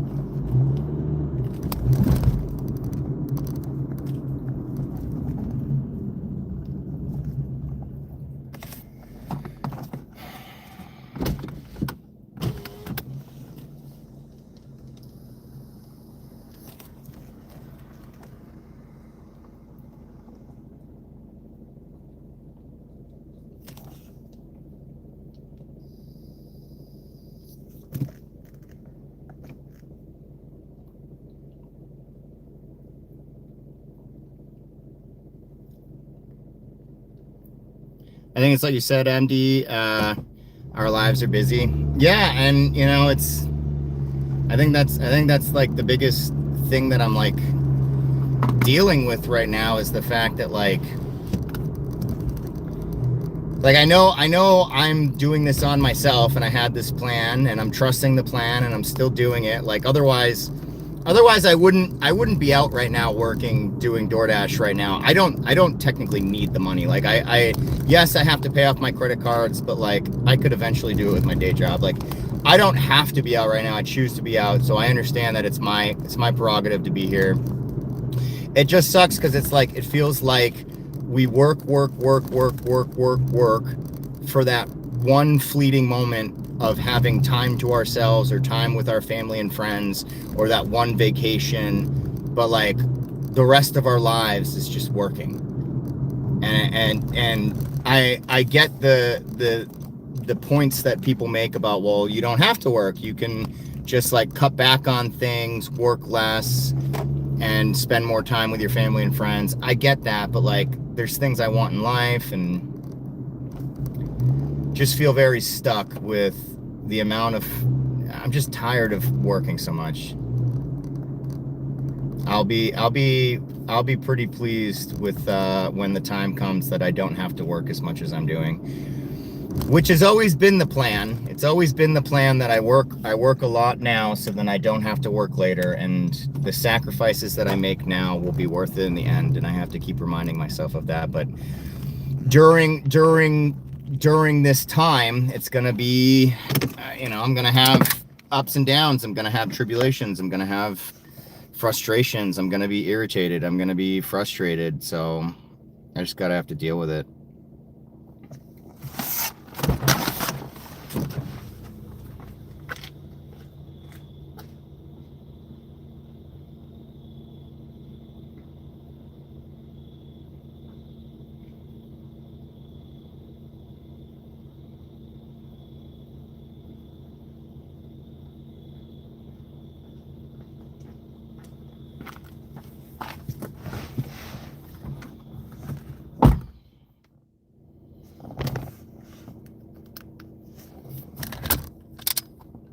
All right, one more. Looks like I got one more delivery until platinum. Thank goodness.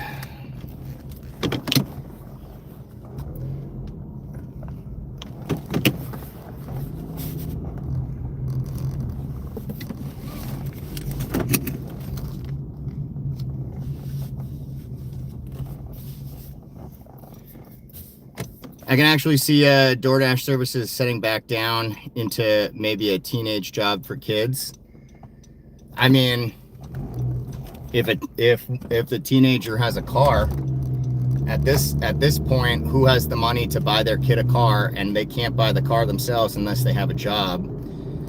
People can barely afford rent and groceries.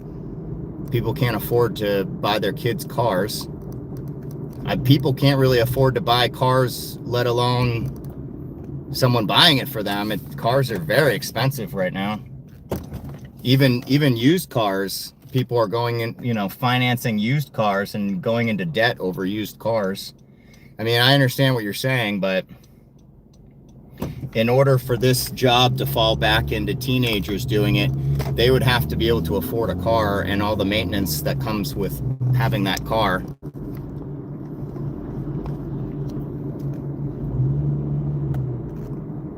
It's hard when you're single also and don't want to be in a relationship and you don't want to go anywhere but work. Yeah, no, I feel that.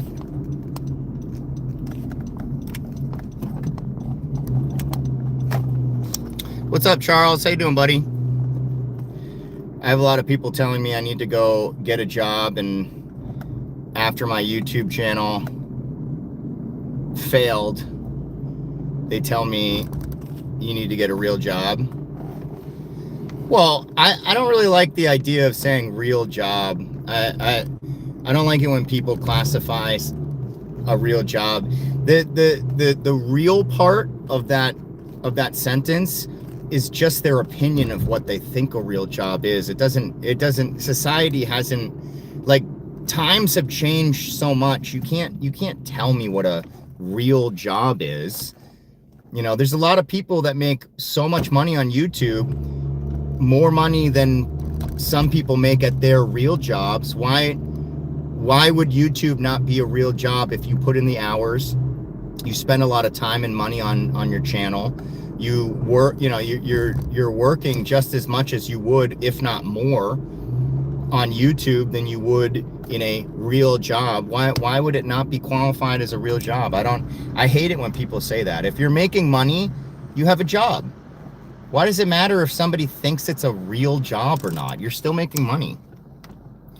Back, how's it go? I think I have one more until I'm platinum. I always find it funny when people tell me to get a real job and not know that I raise kids for free, which that just what my mom and parents are supposed to do. When I was first monetized on YouTube 2008, even the women from the tax preparation services didn't understand what YouTube. Yeah, I mean, like that, but times have changed though. That's not the case anymore. There's so many people making money online. The times have changed. That's not the way that it is anymore. Anyone that says real job is someone that's living in the past. Someone that's not thinking outside the box. Honestly, in today's day and age, you either have to be making a lot of money from one job, or you have to have several different ways of making money. You have to. All right, 650 for 3.2. My last gold order. Never losing platinum ever again. If I lose platinum ever again, I might just quit DoorDash forever. But you have to have several different sources of income. I mean, how many people would like to have an extra $1,000 a month from YouTube? You can't tell me that there's no, like, you don't know someone that would love to have another $1,000 from YouTube. Is it enough money for me to survive on? No, not right now. If I ever get more views, maybe. But right now I'm making about $1,000 a month on YouTube. That's a lot of extra money, man. It's $250 extra a week. Like, why would anybody have any kind of judgment towards me making money on YouTube? Just because you don't think it's a real job? I don't know. I've never understood that. And then doing DoorDash, it's like, how is this not a real job? I'm spending lots of hours doing it. I'm making money. You know, there's metrics. It's kind of similar to like QA if you're in like the tech sector. You know, like you have stats, you have, you know, if something happens, you have to call into somebody to get it resolved. Like, how is this not a real job? I don't understand why people have to be making judgments on anybody else by how they're making a living. It's stupid. I never could find another income outside of YouTube. I just had no idea where they were at, but YouTube was sustainable for me for a long time, and then it tapered off.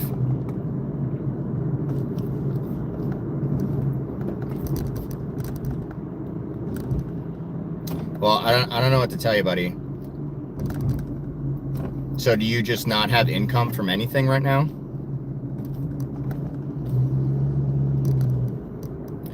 I get what you're saying. The advertising money is on the internet. It's just that the Lions share of it has been going to Hollywood, not people on YouTube. I mean, I don't look too deep into it, man. I make videos, YouTube gives me money. That's all I care about. If I go too deep down the rabbit hole of every single thing that I look into, I'm gonna go fucking crazy. I'm already kind of going crazy, man. There's too many things that are happening in the world right now that are just so fucked up, and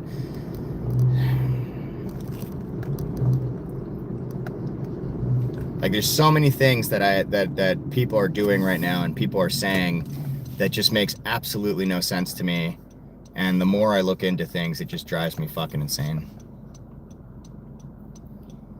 The adpocalypse with PewDiePie from Disney caused a lot of problems. Yeah, I don't know that story. I probably do know that story, but I probably didn't care enough to remember it. So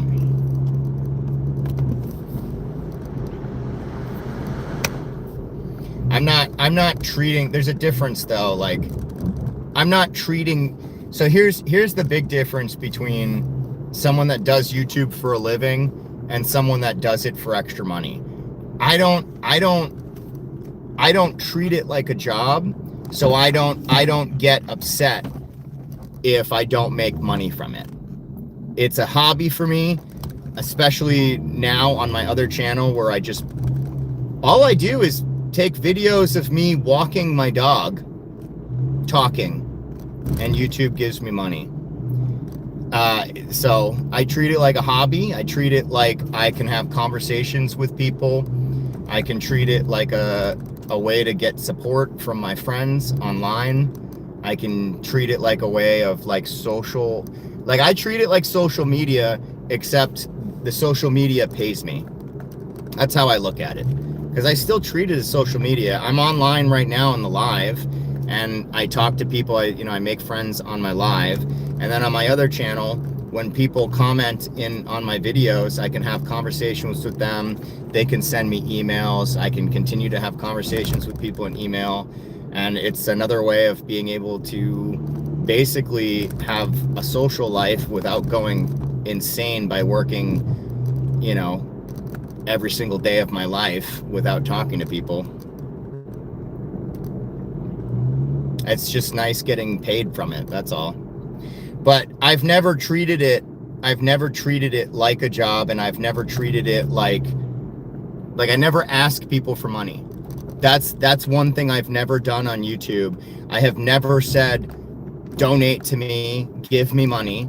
I have never, like in my videos, I don't ask people to subscribe. I don't ask people to like my videos. Could that help me? Sure. The only time I ever asked people to subscribe to my channel is when I was trying to get oh my god, the GPS fucked up again. Ah! It was taking me to the wrong restaurant. Now I have another fucking 8 minutes. I like this app so fucking much. The only time I've asked people to subscribe to my channel is when I was getting this channel got demonetized for 3 months, and I wanted a second channel, so I went live and I did a fun game saying I just need one more sub, and I got monetized in like 1,000 subscribers in like a couple days, and then I immediately stopped asking people to subscribe. But I don't ask people to subscribe, I don't ask people to donate, I don't ask all this other stuff.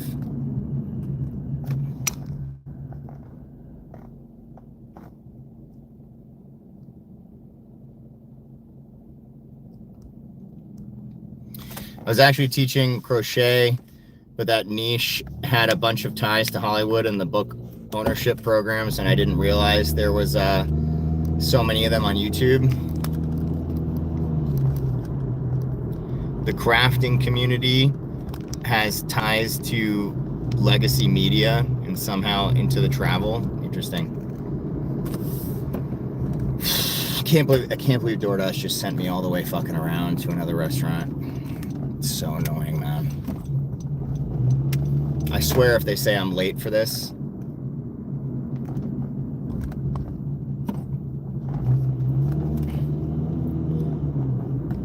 Your channel is about dashing, but you seem to hate it and the company. Is it just for the money? No, so I hate parts of it. Right now I hate it. I like the concept of door dashing. I am very appreciative for these apps because it gives me a way to have another source of income without having to have like a regular scheduled job where you have to go into the office and put in a certain amount of hours, can't leave until the time is for you to leave. I can choose when to work, how long I want to work, how little I can stop working whenever I want. So I'm appreciative to the apps, but there are certain functions of the app that I think are criminal. I think that they fully take advantage of people. I went on vacation for a week, and then I didn't work another week after that, and I lost the platinum status. And there is a significant difference between platinum and gold tier. So gold tier, they give you, like any other tier other than platinum in my area, they give you the worst of the worst. So you get the customers that are like just high maintenance customers that will give you bad reviews. They give you the low paying orders. They give you all this other stuff. It's not just about the money. It's about what they expect you to do in certain circumstances.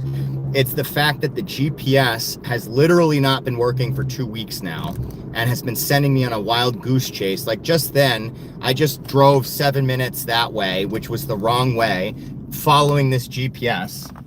And then once I got to the destination, the app refreshed and then sent me 7 minutes back the other way.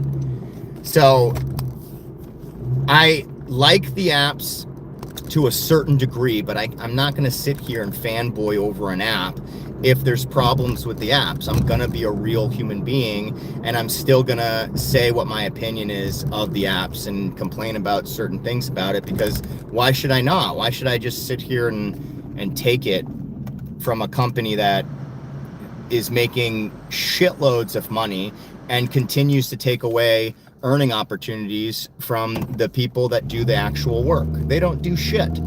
This company would be nothing without the drivers. Yes, they're squeezing the margins, leaving less and less for the workers. Yeah, because these delivery apps previously ran at a loss. Now the market is cornered. No, 100%.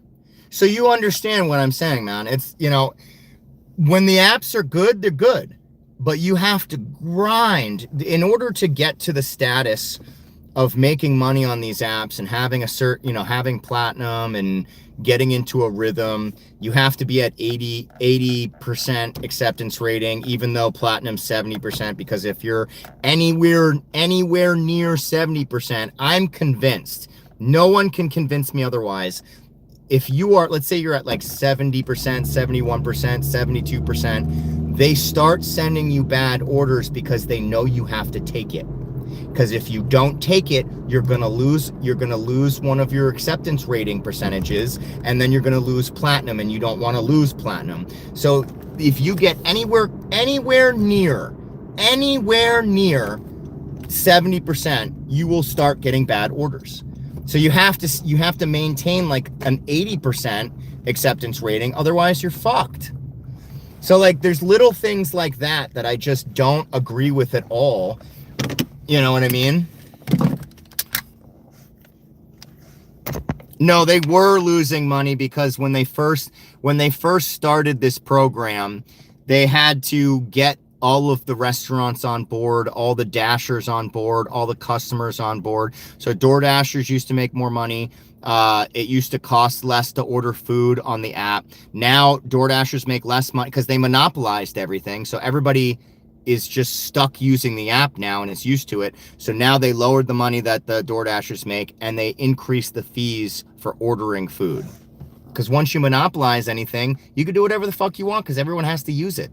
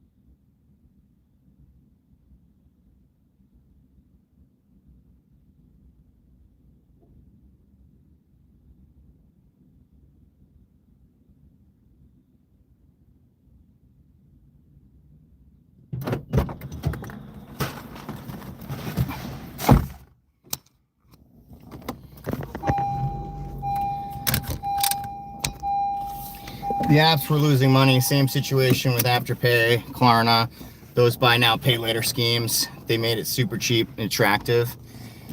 Yeah, and then eventually with Klarna, eventually people stopped paying it back and they started accruing fees. So eventually they're going to make money because everybody's going to be strapped for cash and having to pay all these fees. Did you hear about the YouTube paying? Yeah, I did. I mean, what they did was bullshit, man. You can't, like, people can't complain about freedom of speech and not censoring people and then have these big organizations censor people. It's fucked up.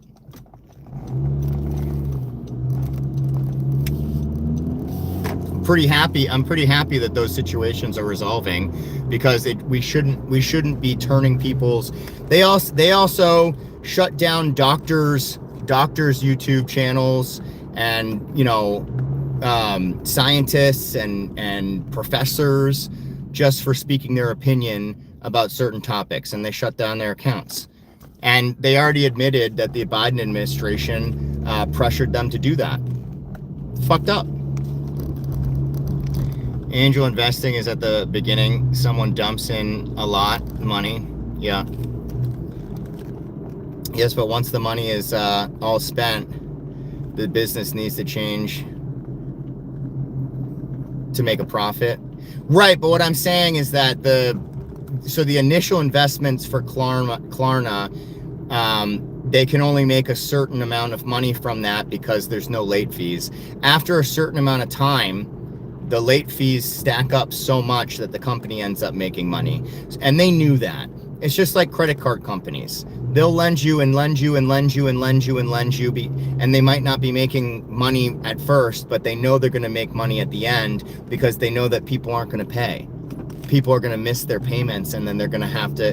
The amount of on Klarna, especially, the late fees on Klarna are really bad.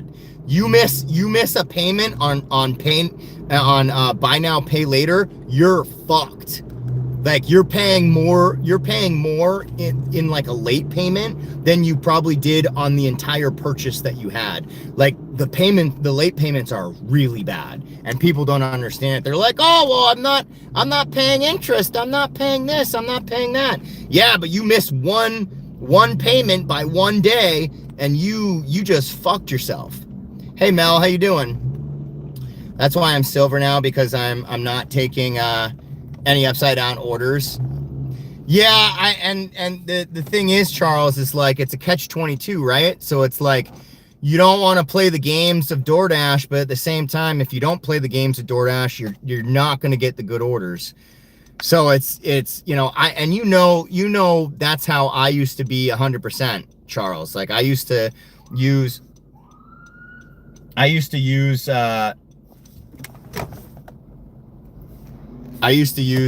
Uber Eats, and then I would just, cherry pick DoorDash. But I have to have Platinum now because Uber Eats initiated the tier program, and the tier program took away all the good orders from Uber Eats. So now I can't use Uber Eats as my primary and cherry pick DoorDash anymore.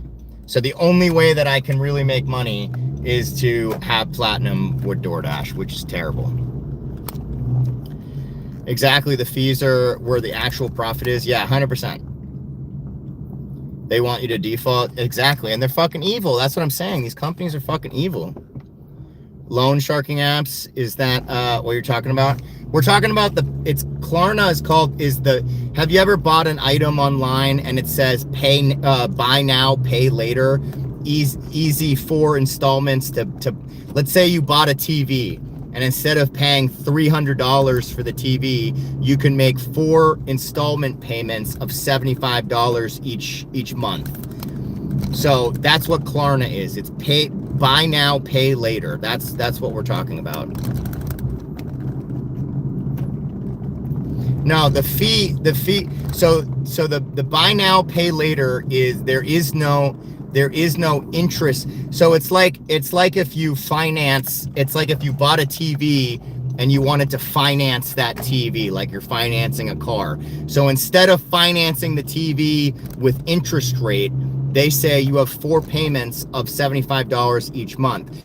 But if you miss one of those payments, you're gonna get like a fee of like $200, and you'll be fucked because the TV only costs you like $300 and your fee just costs you $200. The fees are super bad. So you're not paying interest, but they know that people are going to default on it. QVC back in the day, I never knew QVC. I know what QVC is, but I never knew how the payments worked.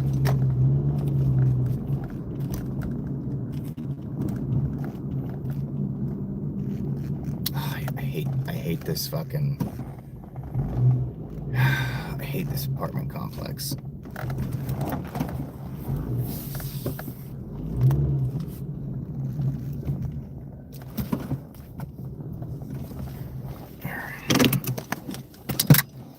Be right back. I gotta go find an apartment.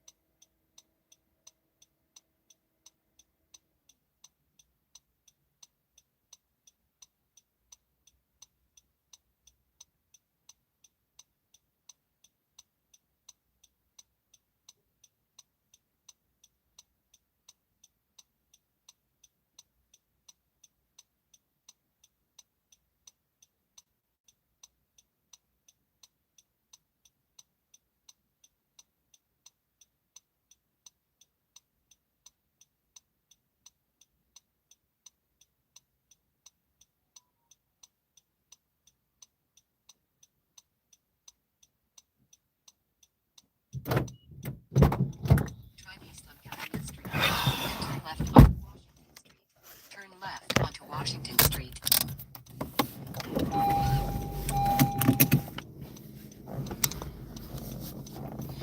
Fintech companies realize it's better to charge late fees than interest. Yeah, it's fucking evil though. These companies are straight up evil, man.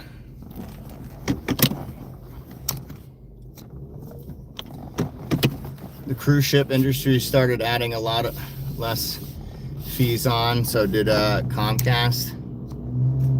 Nah, Comcast is still fucking evil. That company is the definition of evil.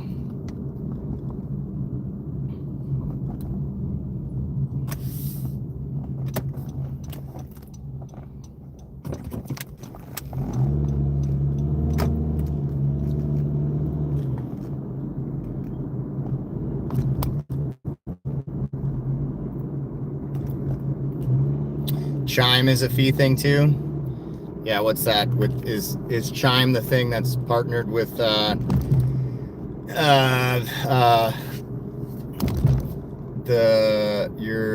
fucking rating thing? Why can't I think of it? Karma. Credit Karma. Right? Isn't Chime partnered with Credit Karma?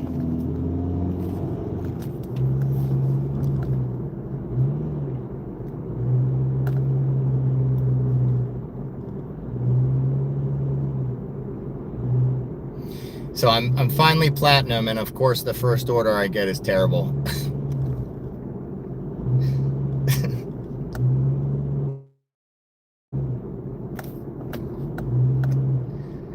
It is what it is. I'm just gonna keep keep taking things.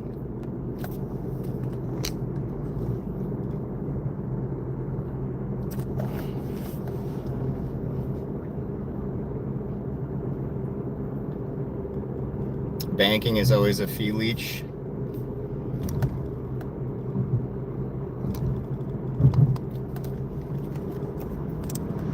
Yeah, I will be getting rid of my bank as soon as there's a better option with digital currencies. I will absolutely be getting rid of it. That's why I am heavily invested in crypto.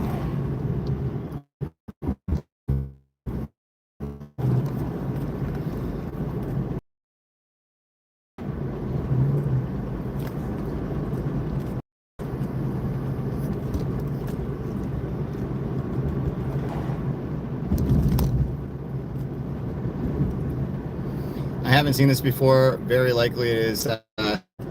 There's no such thing as free money unless you are the U.S. Federal Reserve. I mean, cryptocurrencies is pretty close. It's pretty close. The right cryptocurrencies,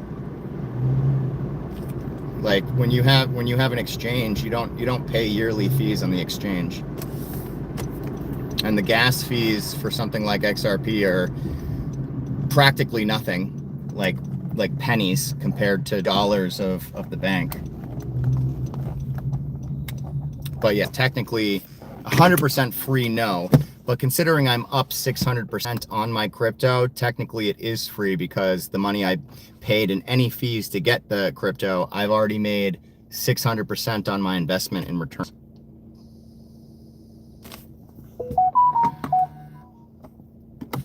I'll be right back.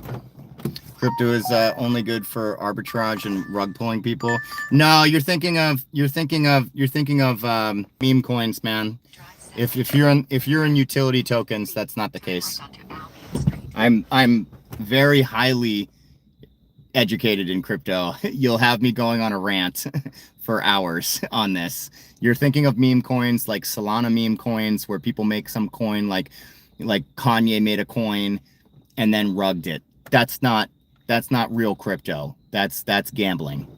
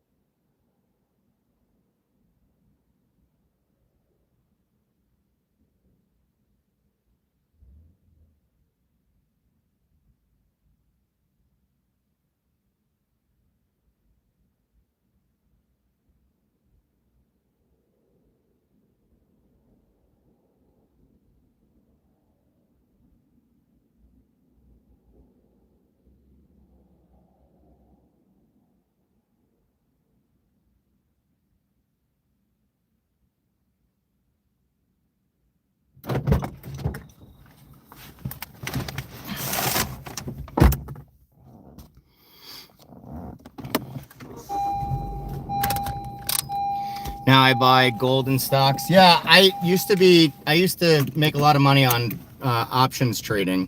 The most money I've made in a day on options trading was 49,000. So I understand what you're saying about, but there's something happening right with the crypto market that most people don't understand, and we have hold on, my girlfriend's texting me.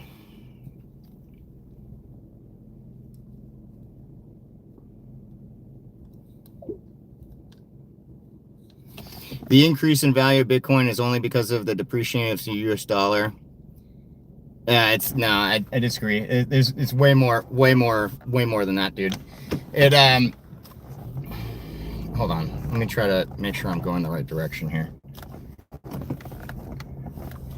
There is now, is the US dollar losing value? Of course it is. But there is a need for going to be a huge financial system that we have right now is run. Swift is a messaging system that takes a lot of time, and it's very expensive, and it's owned by the banks. The banks have been ruling the world for far too long. With the introduction of AI and all of the newer systems that we have nowadays, the Swift messaging system doesn't integrate with what's happening with AI and all the new systems. There has to be another way to be able to send money and transfer money from one currency to another currency instead of what we have right now. There also has to be a way to be able to pay down the debt that we have without physically paying it with fiat money, because we're never going to be able to pay $37 trillion in debt with fiat money. It's just not going to happen. I don't care how much cutting we do. I don't care about Doge. I don't care about any of that stuff. It's never going to happen. Never. The only way we're going to do that, back in the day, around the Roosevelt time period, they basically inflated the monetary value of gold. So gold was worth, a certain amount, and then all of a sudden the president was like, you know what, it's worth this amount now, and literally changed the value of gold, which changed our entire financial system. We are once again going to be part of one of the greatest financial switches in all of history, and it's going to involve crypto. Specifically, I'm not a Bitcoin fan. I know there's a lot of Bitcoin maxis, but Bitcoin has no value. I mean, not value. Bitcoin has no utility. There's no use case for Bitcoin. There's none. The gas fees are terrible. It takes way too long to send Bitcoin from one person to another person. The main thing that's going to happen is called the XRP ledger, and other utility coins that have blockchains that are significantly faster and have less gas fees. People say Ethereum's gas fees are huge. Are they going to use it? Yes. But the main thing that's going to happen is XRP has something called the XRP ledger, which takes one currency and transfers it to another thing. The second big thing is that WRAs are going to be introduced into our system. WRAs are real world assets. So as of right now, over the last decades, centuries, whatever it is, if you buy, let's say, a piece of art, let's say that you bought the Mona Lisa, this is hypothetical. Let's say the Mona Lisa was worth $1 million, okay? You would have to buy that with cash or credit or whatever it may be. If you take the Mona Lisa and tokenize it, and this is what BlackRock has been planning for a long time, you can research this all yourself. Tokenization, everything's going to be tokenized. Doesn't matter what it is, everything is going to be tokenized. Cars are going to be tokenized. Art is going to be tokenized. Every single thing is going to be tokenized. The reason for that, I'll give you a real world example that's already happened.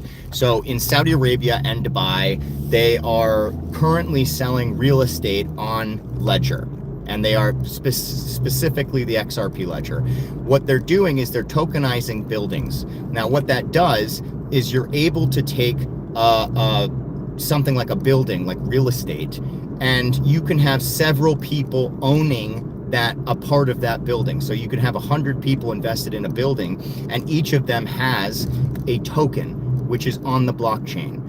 All of the stock market is going to be tokenized. All of it. All of it. And if you don't think so, you have to do more research. Everything's going to be tokenized, and there needs to be a ledger to do that. And the only one that is able to do that right now is XRP. It's the only one. XRP is the utility token. It has to be used to be able to transfer tokens from one thing to another. Let's say that if you have a building, and out of those 100 investors, let's say 20 of them are from China, 20 of them are from Sweden, 20 of them are from the US. It's all different currencies. You have to have something to mediate between the different currencies. XRP does that in instantly, and with like pennies as far as gas fees. Everything's going to be tokenized, which is the real case for digital currencies. Everyone thinks that the case for digital currencies is that people are going to be buying in Bitcoin. That's not happening. No one's going to be buying products in Bitcoin. It's the real case scenario for digital assets is the tokenization of real world assets. That's where everything's going. And most people don't know that. Most people see crypto as something like a get rich quick scheme, or something that you can invest in and then make more money with later, which sure, I get it, but that's not where the world is going. The world is looking into digital assets as far as tokenization. I know I ignored all of your stuff. Hold on. I need to read about what Kanye did with a coin. He did the same thing everyone did. He made a coin and then he rugged it. But that's a meme coin. Computer high frequency trading on Wall Street, Bitcoin too. I don't know what that means. Gold is still inflated. No, gold and silver is going to go higher. It's going to continue to go higher.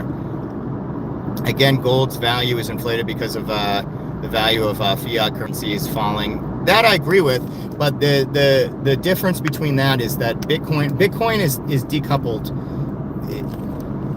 I understand Bitcoin is very tied to the stock market, but as time goes on, Bitcoin is going to be decoupling from the stock market. It's only a matter of time. What we're waiting on right now is something called the Clarity Act. The Genius Act already passed, which was basically the green light. And then after the Clarity Act is passed, which is going to be like the railroads. So like the Genius Act is the train, but you can't use the train unless you have the rails.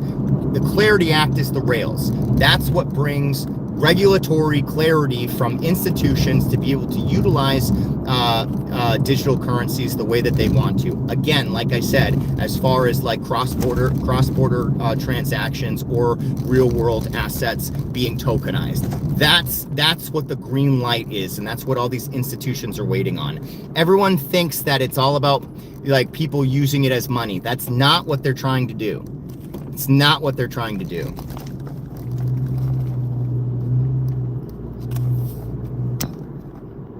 Non-tangible sales. I don't know what that means. MD, what's up? What's up, Cruff?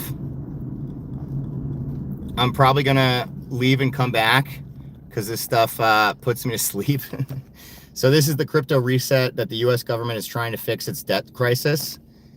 Yeah, I know you're laughing about it, but that's absolutely gonna happen. They can't.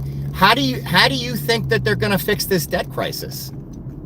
This has happened many times in the past where we have gotten to a point where it's unsustainable, and there needs to be something that happens where a switch happens where they need to pay it off.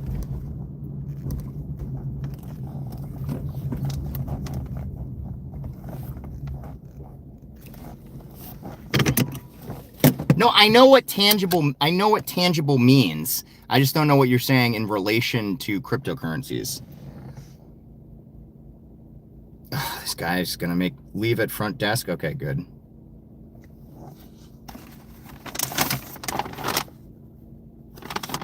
All right, I'll be right back. NFTs are not the NFTs are nothing. I'm not talking about NFTs.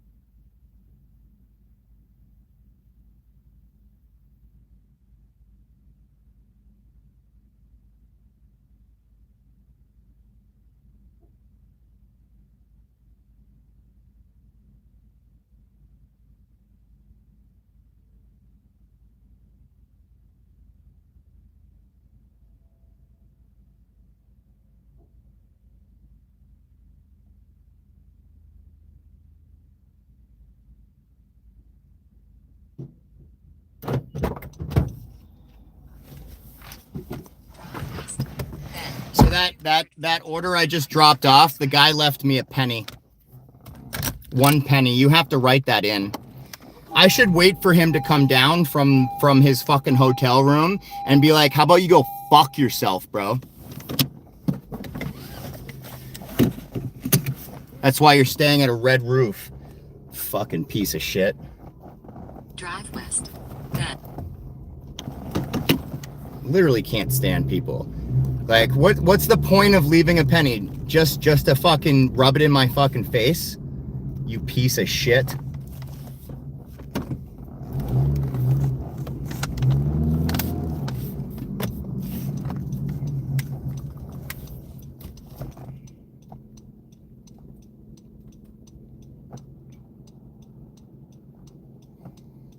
I'm trying, Jesus.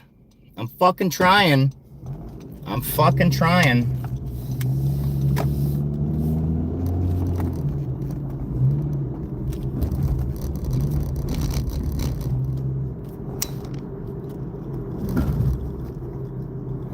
The music industry is monetizing the music through non-tangible sales by calling their concerts. They put the YouTube concerts on there. Yeah, no, I get what you're saying. NFT is money laundering. No, dude. I'm not getting into that conversation. That's not the conversation we were having. I think it's stupid. Sorry, the U.S. economy is a sham, and the only reason the debt crisis exists is because our leaders. I'm not saying it's not, dude. I'm not saying it's not. No part of me is saying that it's like they're being good people by doing it.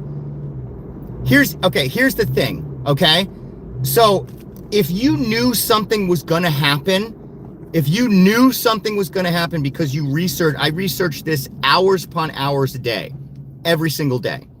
I am 100% positive that this shit's gonna happen.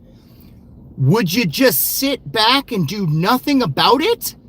Like if you could go back in time before smartphones existed, and then some guy from the future said, hey man, eventually you're going to be walking around with this thing in your hand, and it's going to be your entire fucking life. All of your work's going to be on it. All your friends are going to be on it. You're going to be watching videos. You're going to be fucking soul sucked into this fucking phone, and it's going to rule your entire life. But Apple's going to make a shit ton of money, and if you invest in the stock, you can make money too and change your life. Would you not invest in it? I'm not defending I'm not defending the use case of crypto, and I'm sure as hell not defending the moral aspect of what the government's doing. I fucking hate the government. You're talking to someone that fucking despises our leaders and the fucking government. But I am sure as hell going to take advantage of a financial switch if it's going to make me fucking shitloads of money. Because I can take care of my family and friends once I make a shitload of money. I can improve my life. So I am 100% going to take advantage of it no matter what. Not defending the moral case of it. Be watching your videos. I seen that, High Life. I appreciate all those comments, man. We want bankers and CEOs to go to prison. It's never going to happen, dude. It's never going to happen, and you know that. BlackRock, Blackstone, they all fucking control everything. It's not going to happen. I'm not going to fight that fight when I know that it's a losing battle. I'm not wasting my life fighting something like that. It's just not going to happen. But advantage because digital currencies, me taking advantage of digital currencies is not going to hurt anybody.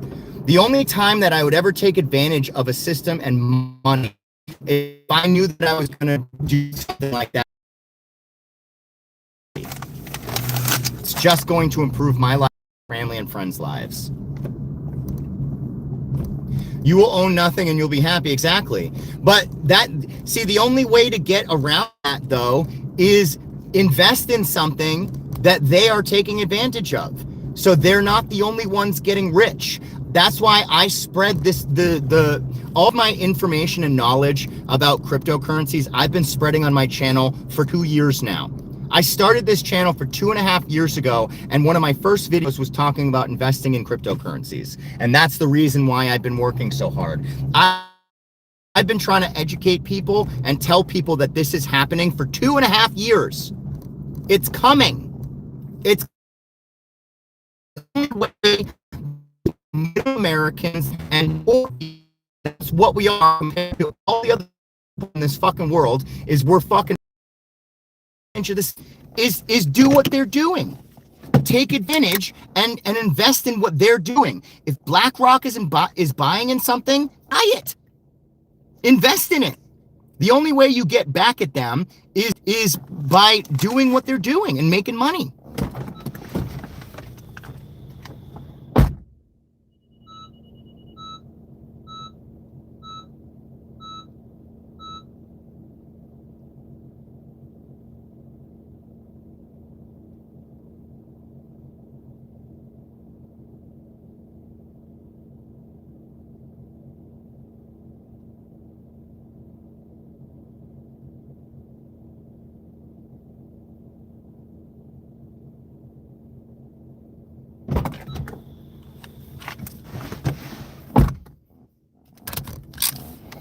Stay positive. Good vibes. Really appreciate you. I know I'm kind of been in a sour mood the last couple of days. I'm sorry, High Life. Boston Red Sox beat Yankees in the first playoff game today. Nice. Red Pill, you're smart. High Life, I appreciate you saying that. I'm gonna try to make a note for tomorrow and try to try to be positive. It's hard. It's not easy to be positive all the time. You know, I'm a human being. I can't. You're right, though. Thanks for the reminder. I need reminders too. You know, I need like the same way that I say in my videos and stuff and I tell people to, you know, stay positive. Sometimes I need to have people reminding me to stay positive. Oh my God.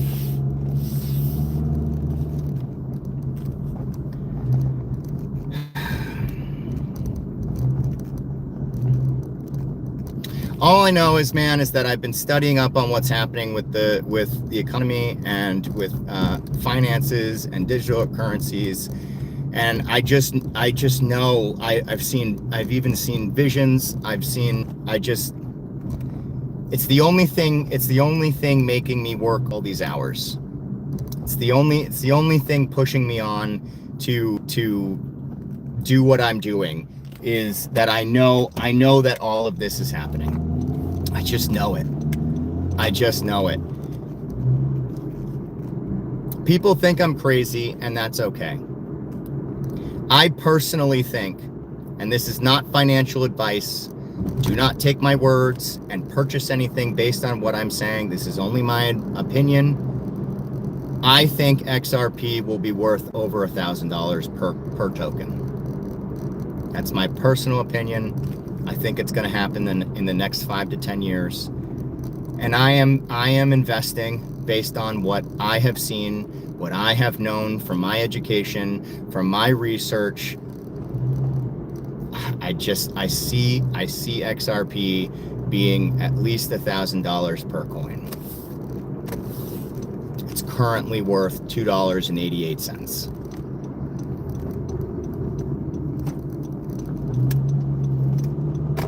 I have invested so much of my time, effort, everything into this. I do not just think it, I believe it. I have sacrificed so much to be able to invest in this and to know that it's going to happen. And I have to continue to do that. So I understand people don't think that's going to happen. I think there's going to be a time where people join my live stream and XRP is at $100, $200, $300, and there's going to be people coming in being like, man, is it too late to buy XRP? And I won't be able to tell them anything because I can't tell people when to buy or not to buy. I just know it's going to be that. And I can just see it now that people are going to come in and be like, I should have bought. I should have invested when you've been talking for the last 2.5 years about this thing that you've been investing and spending all your time in. I should have bought it. You're right about the broken economy. I believe you. We'll see what happens, man. But I just, I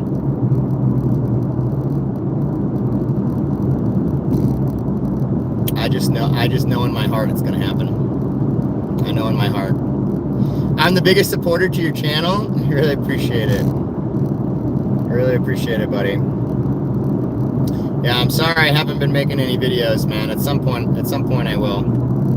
How do you think the federal government shutdown tonight at midnight will affect crypto prices? So, I'll tell you this much, Katie. I don't really care what happens to crypto. I think that the exchanges might take advantage of the fact that there is uncertainty in the market, and they might drop the. Whoa, DoorDash is giving me another challenge of 25 offers for $50. Interesting. Oh, that ends in 3 days? Wait, so I could just keep doing challenges? Sorry. Maybe I should keep taking. No, I can do it. I can do 25 in the next 2 days. I think that they might take advantage of it and drop the prices so that people can get cheaper prices. It's not going to be like a black swan event. I don't think it's going to go like crazy. But I will tell you this one statistic. So over the last like 6 government shutdowns that have happened in the past, 4 of those 6 government shutdowns, the stock market rallied like an absurd amount. It actually went higher. It went much higher. So I don't know. I don't know if the stock market or crypto is actually going to go down at all. Well, I guess we'll have to see. But either way, I don't really care. My goal has always been the same. I'm holding for 5 to 10 years. That's when the money's going to be at. I'm not doing anything with my crypto for 5 to 10 years. If anything, if it does go down, treat that as a buying opportunity and a chance to get in cheaper crypto. That's how I see it. You don't buy on the good days. You don't buy on green days. Well, you buy on the red days. While everybody is upset that the market is red, the real investors are happy because they see red. You buy on red days. You don't buy on green days. That's how it works. That's how people get rich. You buy when everyone else is afraid. Pretty sure Warren Buffett said something like that. When everybody else is afraid, that's when you buy. I forgot what his exact quote was, but. And then when everybody is in a euphoric state of mind and being like, oh, the market's never going to go down, that's probably when the market's going to go down. I wish I could be buying XRP right now. I have to pay off this fucking vacation, but what I will say is that I have a Gemini card and I've been earning 4% cash back in XRP on my Gemini card, which is pretty awesome.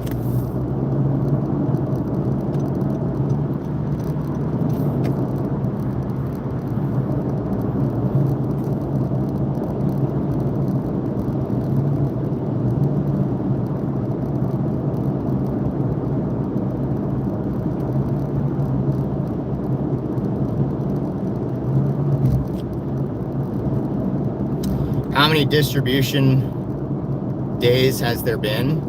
How many distribution days? I don't know what that means.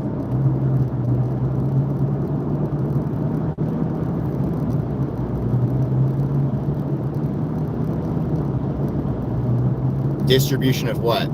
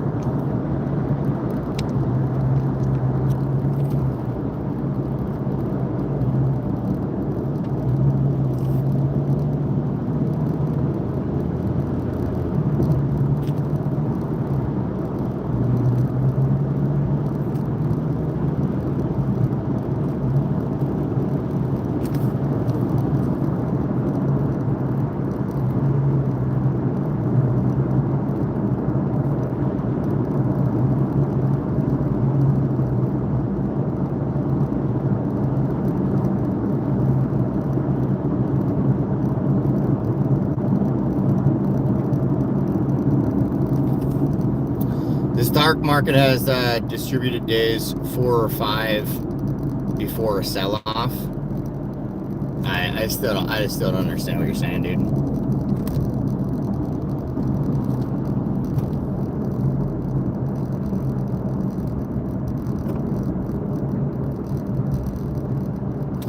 Dude, I completed that McDonald's thing. I don't know where to get it though. I don't.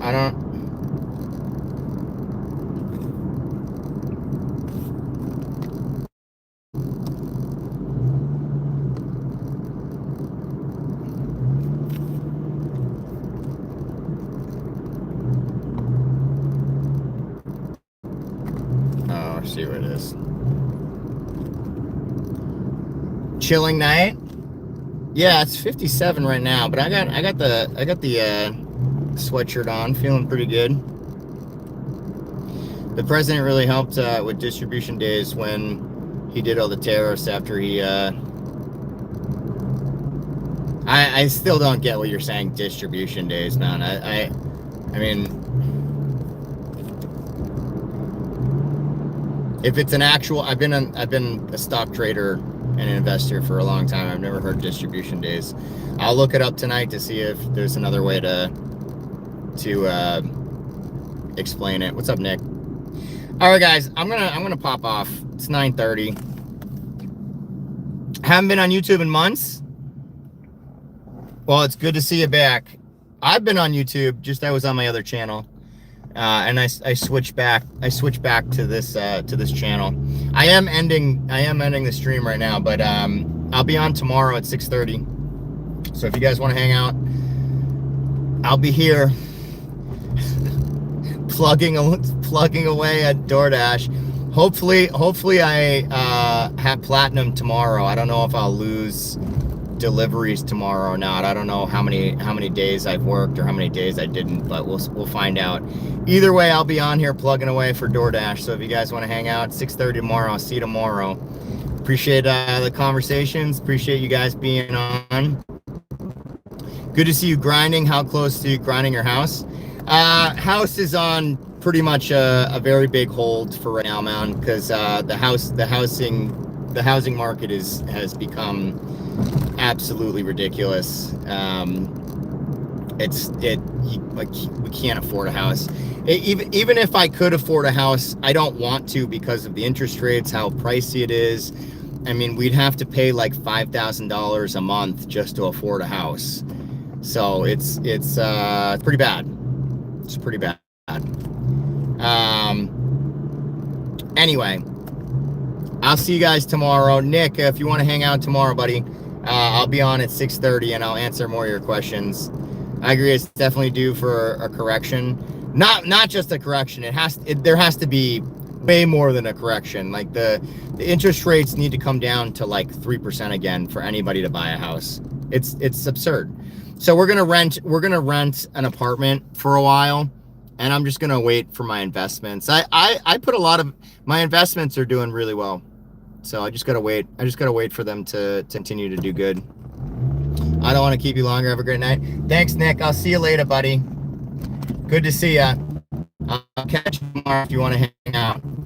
Bye, guys. Have a good